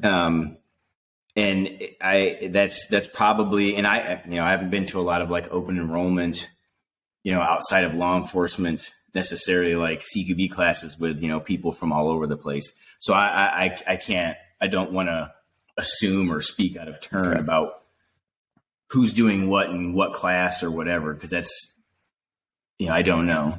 Understood. My criticism is not directed at a certain instructor or a certain people at all. It's just an interesting way on how instructors have approached various problems, and how the gun culture as a whole, and I even think about it as in like the military as a whole, has spent a lot of time, maybe not the military as a whole, but like a lot even experiences within the military and within instructors and within people, is that it's like CQB is a complicated enough topic that we spend a lot of time arguing with ghosts instead of instructing the students. Yeah, I've experienced that in the past myself, with different courses that we have been to, back when I was still, doing the job.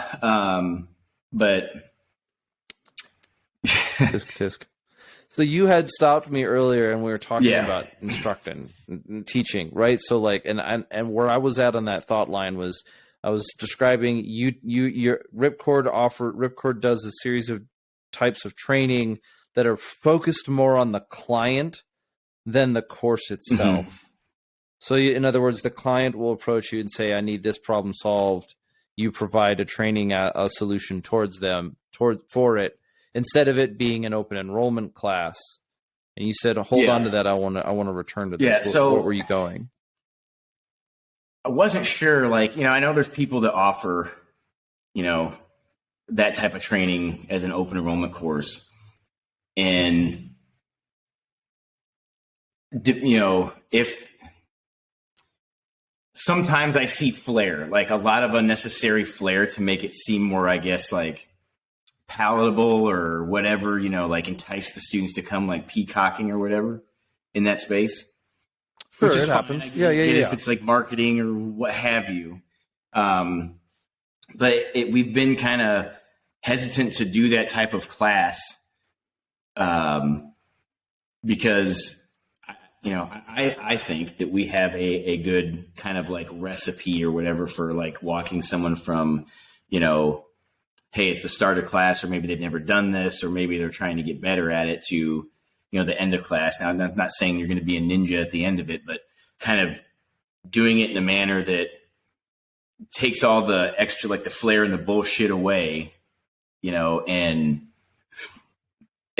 kind of, takes the information and makes it applicable to the people that are taking the class. And doing that on the civilian side, it's like you have to take into account things like, okay, when you build like some of the scenarios, like, we're not going to have them doing high risk warrants. Like, that's, taking movement techniques and making it apply to or make sense to the audience, and trying to build certain things where it's like, realistically, what equipment would you have with you? Realistically, how many people would you be working with, or could you potentially, probability versus possibility, and, the style of movement, like the venues, like the training locations that what we would have access to offer to the students. Obviously, we're going to need some residential, And we're also going to need probably a space that would mimic something like, something out in public. Right. Like, which encumbers a large expense. Yes. It possibly could do that, but there could also be some opportunity to have access to some really cool places to where it's not just an empty room and they have to actually like work around objects and people. But doing it in a manner to where we can offer, not neuter the information or like hide things from people, but try to, we want to think about it from the aspect of who is the student. It's not necessarily like, all right, you 6 dudes, you're going on an HR job. You got the, you're serving an arrest warrant or like what have you. Like we want it to be applicable and have them to be able to leave the class with being like, okay, that made sense to me. And this is something that I could potentially continue to, work on with my buddies or my buddy that, let's say you got like, your buddy back home that, you guys maybe work together, your families are friends, like you're around each other a lot. And it's realistically feasible to assume that you two might be out somewhere in a space at the same time, right? Or maybe you and your neighbor, like cool, like thick as thieves and your buddies, and you guys want to come take this class because maybe you come home one night and your house is, the door's kicked open or whatever. You know what I'm saying? Like, or is it realistic to think that you're going to be at the mall and then you're going to like dial up an Avengers Assemble and have all your dudes roll up and you're going to run out, put a plate carrier and night vision, all this other bullshit on, and then go like fucking clear. Well, see, you made the mistake.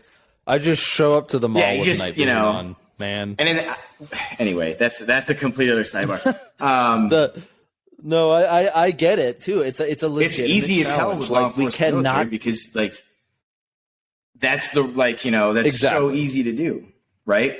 In the sense of like, okay, I can draw from past experience and like I've been on a call like this. I can build scenarios based off this stuff, and it makes sense to the student. Yes, that is very true. And that is matched with it's not in contrast, it's in tension with this problem that we have within our culture that has suggested something like, well, if you can't justify it as it being practical, then you can't know it. Yeah, and it's like, I'm sorry, dude.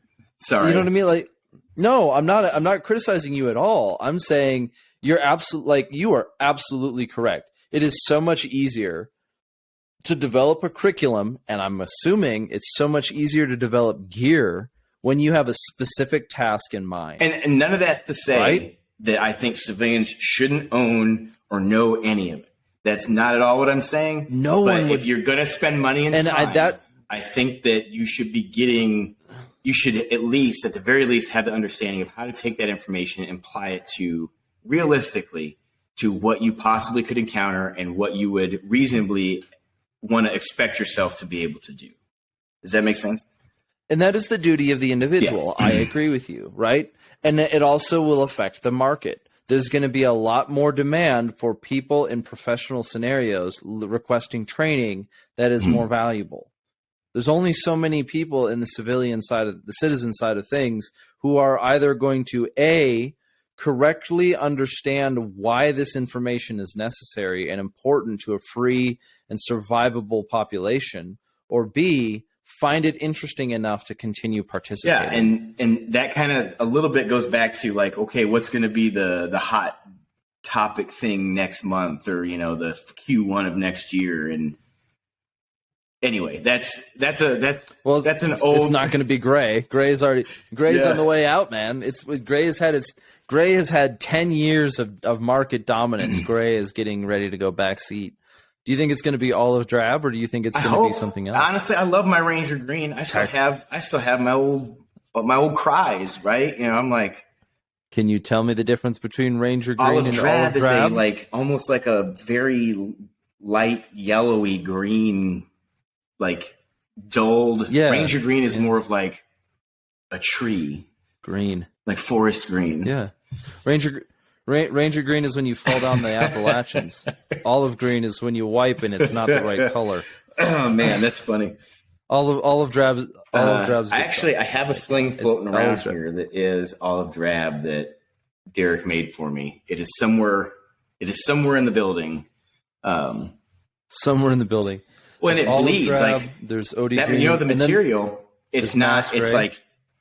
So I didn't know this. Here's, I'll drop a little info bomb on you. Ranger green, the thread itself is actually like dyed, and it's the color, right? So then the strap of the material is then made with that. Olive drab is more like we've made this long roll of material and then they dye it. It's like it's part dyed instead of piece dyed. Piece dyed. So in other words, olive drab is where they make the product and then they dye the product. Ranger green is when they make the material and then they dye the thread, Yeah. and then they make the So it's product. like, you know, if you have a like this Spicy. rag, right? So if we have this rag, the individual like material that it's woven out of or made out of is dyed. So now like it's the color, right? As opposed to they don't like make the sling and then dye the sling. It's like that strap or that material is made, and then that part, as in like the you know the roll, the material you use is dyed. So I think it's called piece dyed or part dyed. I learned that from Interesting. from old Derek. And that's why like it gets wet and it That's wears out, it impressive. starts to like fade and turn like almost like a nasty color, or like it runs. OD yeah, green? like olive drab. Yeah, OD green. Yeah, olive drab does age And over time. literally just now, I'm pretty sure we mismarked the color of our rail. We probably shouldn't call it OD green. It should be Ranger green. Shame. Well, I mean, I have a black Well, one. so that's you easy can't to really- do. That's like the easiest one to do. Yeah, you can't really criticize me there. But you know, and so let's kind of All close right. off a little bit here. We've been going for about Holy 2 shit. hours. I think we've addressed this. I know, right? But we'll see. Here's the thing: is that like this is what gun culture is these days? Is that you and I covered a number of topics, and that's what I think is good. Like this is what I'm hoping happens: is that as our audience gets to listen, and I am so thankful that it's almost as simple as this. Because people are willing to listen to the show, I know that I'm not alone. And some of that is simply the loneliness of moving somewhere new, right? But there are other aspects to it. And some of it is also the this idea of like I won't spoil too much. So your rail I've been using for a year, just shy of a year now, because we met at SHOT Show, and then I got one in spring of last year, I think, of 2020 of this year, spring of this year, 2022. So like your rail, what does it do? What I'm going to say it does is it doesn't add a lot of weight, but it adds rigidity. Okay. Why did you come up with it? How did it work out? And then now you're selling uppers? Yeah, so, correct? and I know we talked a little bit about some stuff earlier. So when you're looking at a product, what do you or designing something, what do you want it to do, right? What's your goal? Is your goal lightweight and like skeletonized or what have you? Like, oh, I just want it. I don't like weight, right? Or are you going something for like durable, or do you want it to be able to be a solid platform for something? And so when you're looking for a product or designing something, I think the person needs to ask themselves, okay, what am I needing out of this? What do I want the product to do? Yes. From there, for me, and maybe it's because of my background or like the type of shooting, which is really a kind of a bad term, I guess, or inaccurate term, more so kind of how I grew up through like the shooting world, and maybe my background, I'm more reliant, or I think drawn to stuff can take a beating. It doesn't necessarily have to be the lightest thing in the world, in the sense of, I mean, I don't want to make a 20-pound AR like just as the gun, but at the same time, I don't get into that whole like, when you tell me a gun's heavy, I'm going to think of like a 240 Bravo with like the ammo and the thing. Like that's, to me, that's heavy, right? Someone could argue that the 203 on an M4 with like all the shit you carry for that that's kind of a bad example. But like belt feds, right? Those are heavy. An AR, we like to put various accessories on it. And especially now with night vision becoming more prevalent with the civilian market, a lot more in law enforcement now. And, not really, the military's been doing that for a while, right?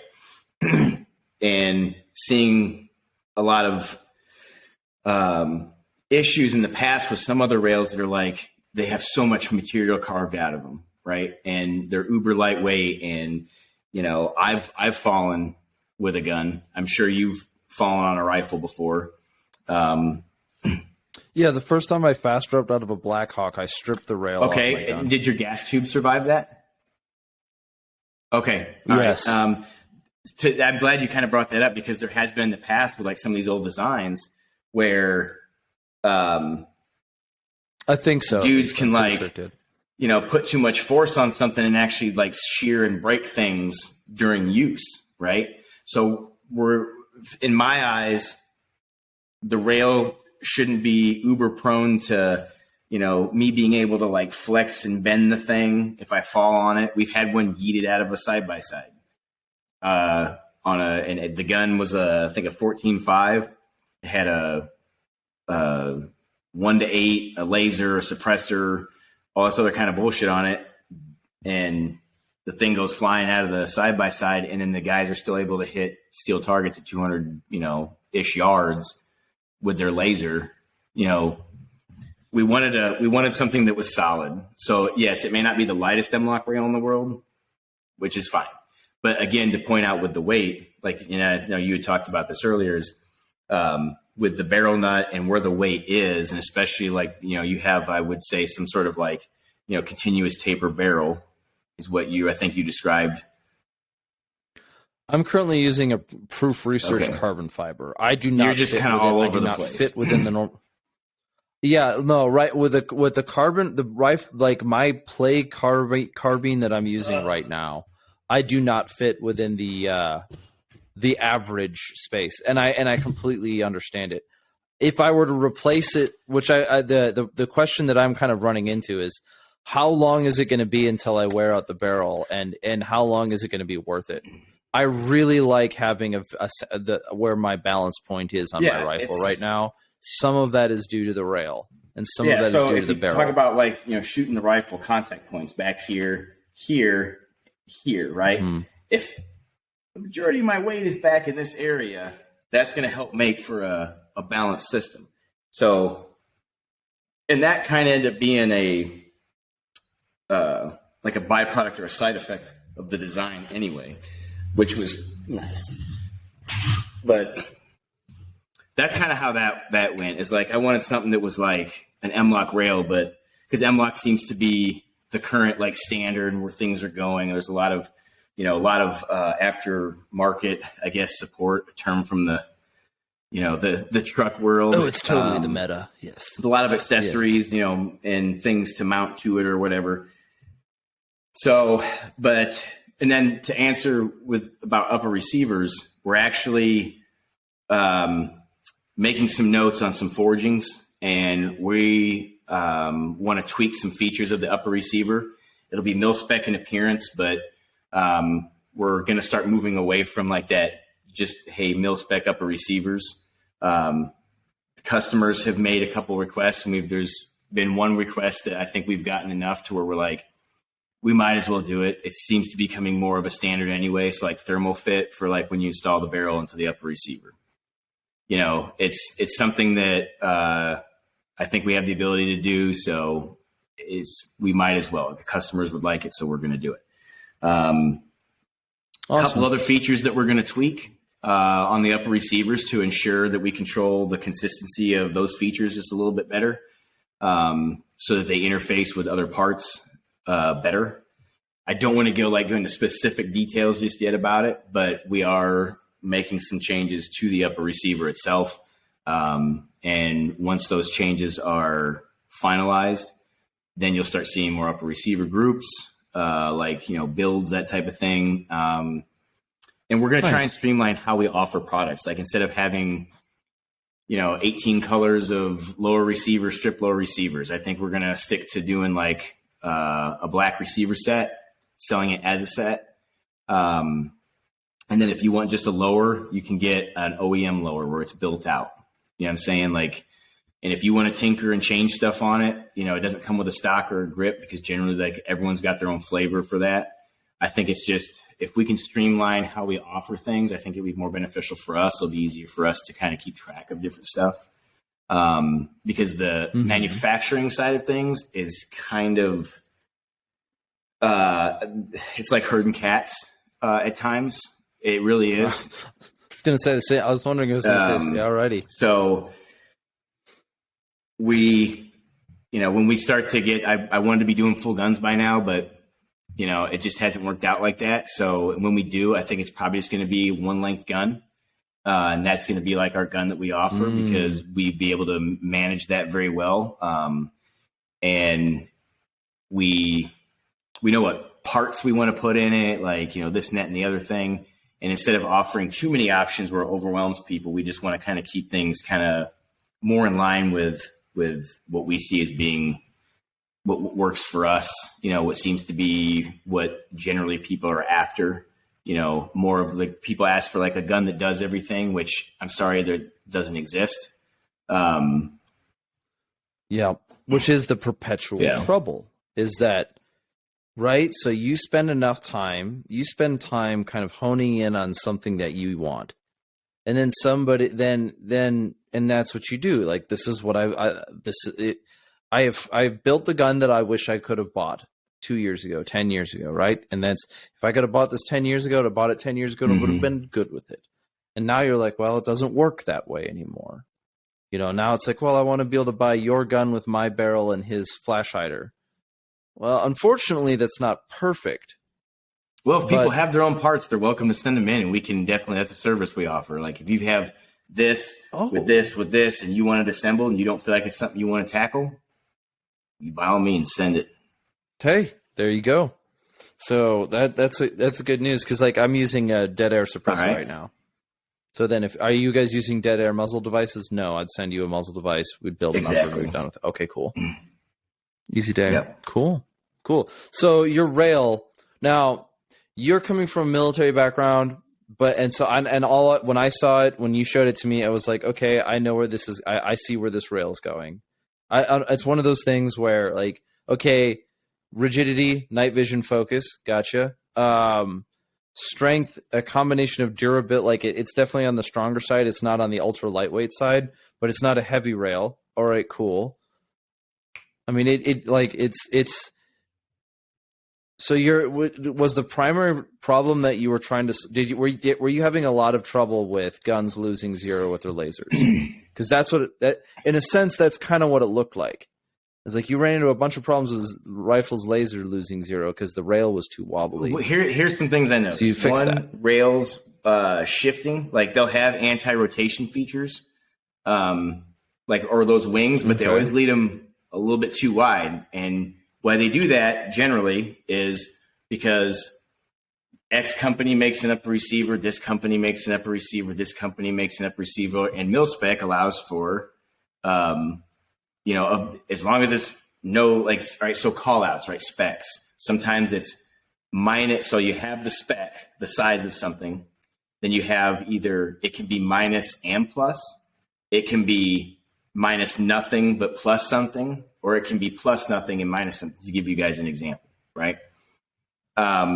So we wanted to go tighter there. If you have to squeeze it on a little bit, at least it's what it's doing and it's holding it in place, right? Not to the point where it doesn't work with all upper receivers.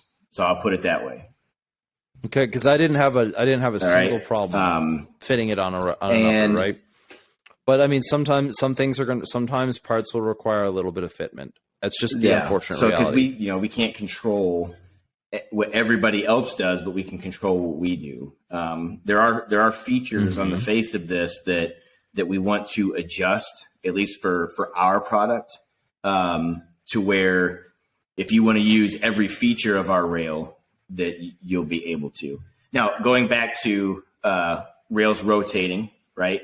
So not staying in place like this way. So as it, like if this was the top of the rail, like it can do this under use, to the point where there was one company, and they're actually doing a lot better job of one of their newer products, but you could fire the gun and get it heat up. And if you had like, you could actually kind of pull the rail off of the barrel nut under use. So that, fitment to a barrel nut is very important, and keeping it from walking itself left and right or rotationally as the gun and materials start to heat up and expand slightly. Another thing is like it's bending, like the body or the shape of it bending drastically, or you don't have to put much force on it, and you can actually take the thing and affect your point of aim if you do have a device or something like that on there. And then again, the barrel nut.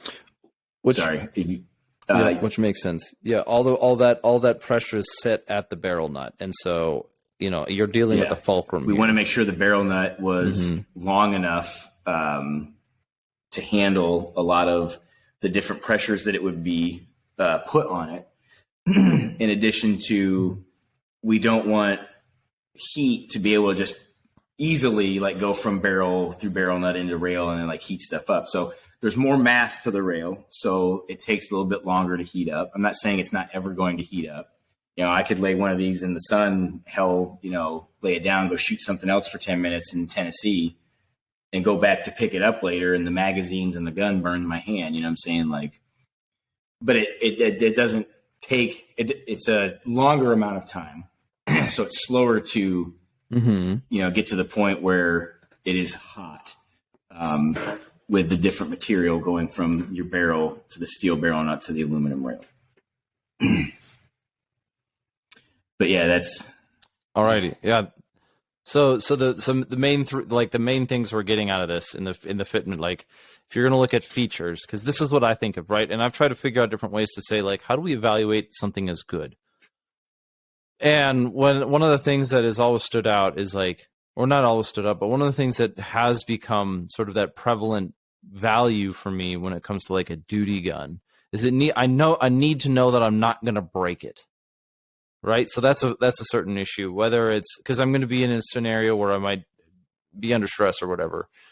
But then also so I'm not going to break it. So that's where you get like that weight balance, that integrity of the material. But then the one thing that I have enjoyed in the sense is like, okay, I'm laughing at it now. I had a laser mounted on it for a while, but now I'm using a GBRS mount because that's goofy. But hey, like it's good to know that you looked at a problem and you solved it. So. I mean, I think that's where we're at, right? And solved it for, I guess, kind of how my brain likes to attack problems. Like, because every one of us would like, and we've gotten feedback from customers like, well, why didn't you do this? Or, hey, if it was me, or hey, what'd you think about this? And you can see kind of like how different people attack problems in a little bit different way, right? And what you can kind of see what, how depending on, person to person, what might their focus be, or their desire out of a product, like what is it that they want out of the product, and you can see how that kind of like differs sometimes from person to person. Absolutely, yeah. How do we solve the problems? Well, cool. Well, then, so how do your rails come out? Do you just keep them in stock? Are they kind of do they tend to sell out? Contention over the last this past year. We've had some like hiccups in the manufacturing process for making sure that we get what we need when we need it. Sure. So it's right now and this is kind of one of those things. They're in stock when they're in stock. It's not perfect. You're working out supply line. We tried a back order thing, and that did not. We won't ever do that again. Did not work out very well. So if somebody's like really interested in getting one of your rails, what's the best way to do next it? year? Like, is there which is a few weeks away. We're going to get. Right now, what we're currently doing is we're letting inventory be built up. We've got a few back orders still to get out to folks and fulfill the last few remaining back orders from there, we've got the machine shop banging out and sending off to Anno. We're building up an inventory of not only for our website, but also in raw machine parts to where, okay, hey, this color was popular right now, so we want to refill on that. And all it has to do is go to Anno, come back and be finished, QC'd and packaged, as opposed to, oh, I want to fire the machines up again and do this and this and this, right? Because you've got teardowns, setup time. So it's not like I can make 5 1313s and 10 1075s or what have you. If you're going to set a machine up and run a length, you need to be running at least a certain amount to make it worth your while. Yeah, these are numbers. Sorry, rail length. I model understand. numbers. I understand in concept. It's just I'm not sure what your manufacturing line looks like. What I'm trying to do is I'm trying to solve it. Is I have really enjoyed your rail. I know that I've really enjoyed your rail, like in the sense of like I'm confident in it. I'm confident that it does the job that it's supposed to do. I've used plenty of rails in the past. You're probably like the 15th or 30th different version, but I've been very happy with it, and I know that I'm not the only. Yeah, one. we've gotten some positive feedback from it, and it's not for everybody. But the solution I'm looking for is if I want to get a rail, do I just sign on to a waiting list? Do we have a notify me? Or are you saying like stock? Yeah. So okay, cool. All right. This always bites me in the butt, so I'm not going to say exactly when. I'm not going to say what we're shooting for, but early next year, like very soon. It's very soon. You're working on some soon. All right, cool. To be in stock, not like I get it. I don't want to say you order it, it ships. Like, and then we're also talking to some folks about potentially, wanting to be dealers and also carry some of the products, so we can start saying, hey, we might be out of this one specific thing right now that you want. We'll have it soon, or you can go X, Y, and Z and get it from these folks. Perfect. All right, cool. So on your website, it's ripcordindustries.com, right? Yep. And your rails are kind of designated, they tell which barrel so in the model, I think even on the product page, I'm going to go back and look because there are some updates to the website we're making. But your model number says like dash, and then it has like 13.9 or 10.3 or 11.5. And then it gives the exact length of the rail, so people know, instead of like, it used to be when you bought a 12-inch rail, it was actually 12.6 inches long, and it's not going to work on a 12.5 barrel, right? No, because there's a lot of barrel length. There's a lot of variations. So we now. put the exact length of the rail. So like the model number is the exact length of the rail. So when you're pairing it with X, Y, or Z barrel, you understand what you're getting. You're not buying a rail thinking like it's 10 inches, but really it's 10 and a half, and it's not going to work on a 10.3 inch barrel or 10 and a half inch barrel. Perfect. All right, cool. So that's over at ripcordindustries.com. Anywhere else with your Rally Rats video? Yes, Rally Rats on Instagram. So I think it's rally_rats.com, or sorry, on Instagram. It's Ripcord_Industries or Ripcord Industries on Instagram. I think you can still search your just name. It's good stuff. But yeah, the Rally Rats season alpha, or first season, the precursor episode that kind of highlights the season or kind of talks about what we do. That episode is out. Also, chapter 1 for our first episode of the first time we went out, our last season. That's up on YouTube as well. I think episode 2 or chapter 2 is coming out sometime this week or the week after. All right, I'll give it a shot. Before Christmas. Sounds good. Well, Steve, it's been a great conversation. For those who are still listening, you know that this has been the Redacted Culture Cast, where we kind of dig into some of the harder conversations that go on in gun culture. We hope that we have been a stimulating. Don't make that weird. Don't make that weird. Oh no, it's happening. I'm sorry. End in laughter. You can find us. Yeah, nope. You can find us. Inviting me to spend some time and talk with you. It's every conversation I've had with you, I've really enjoyed it. Awesome. Good. Let's keep it up, and then we'll see where things are going. I'll see you around soon.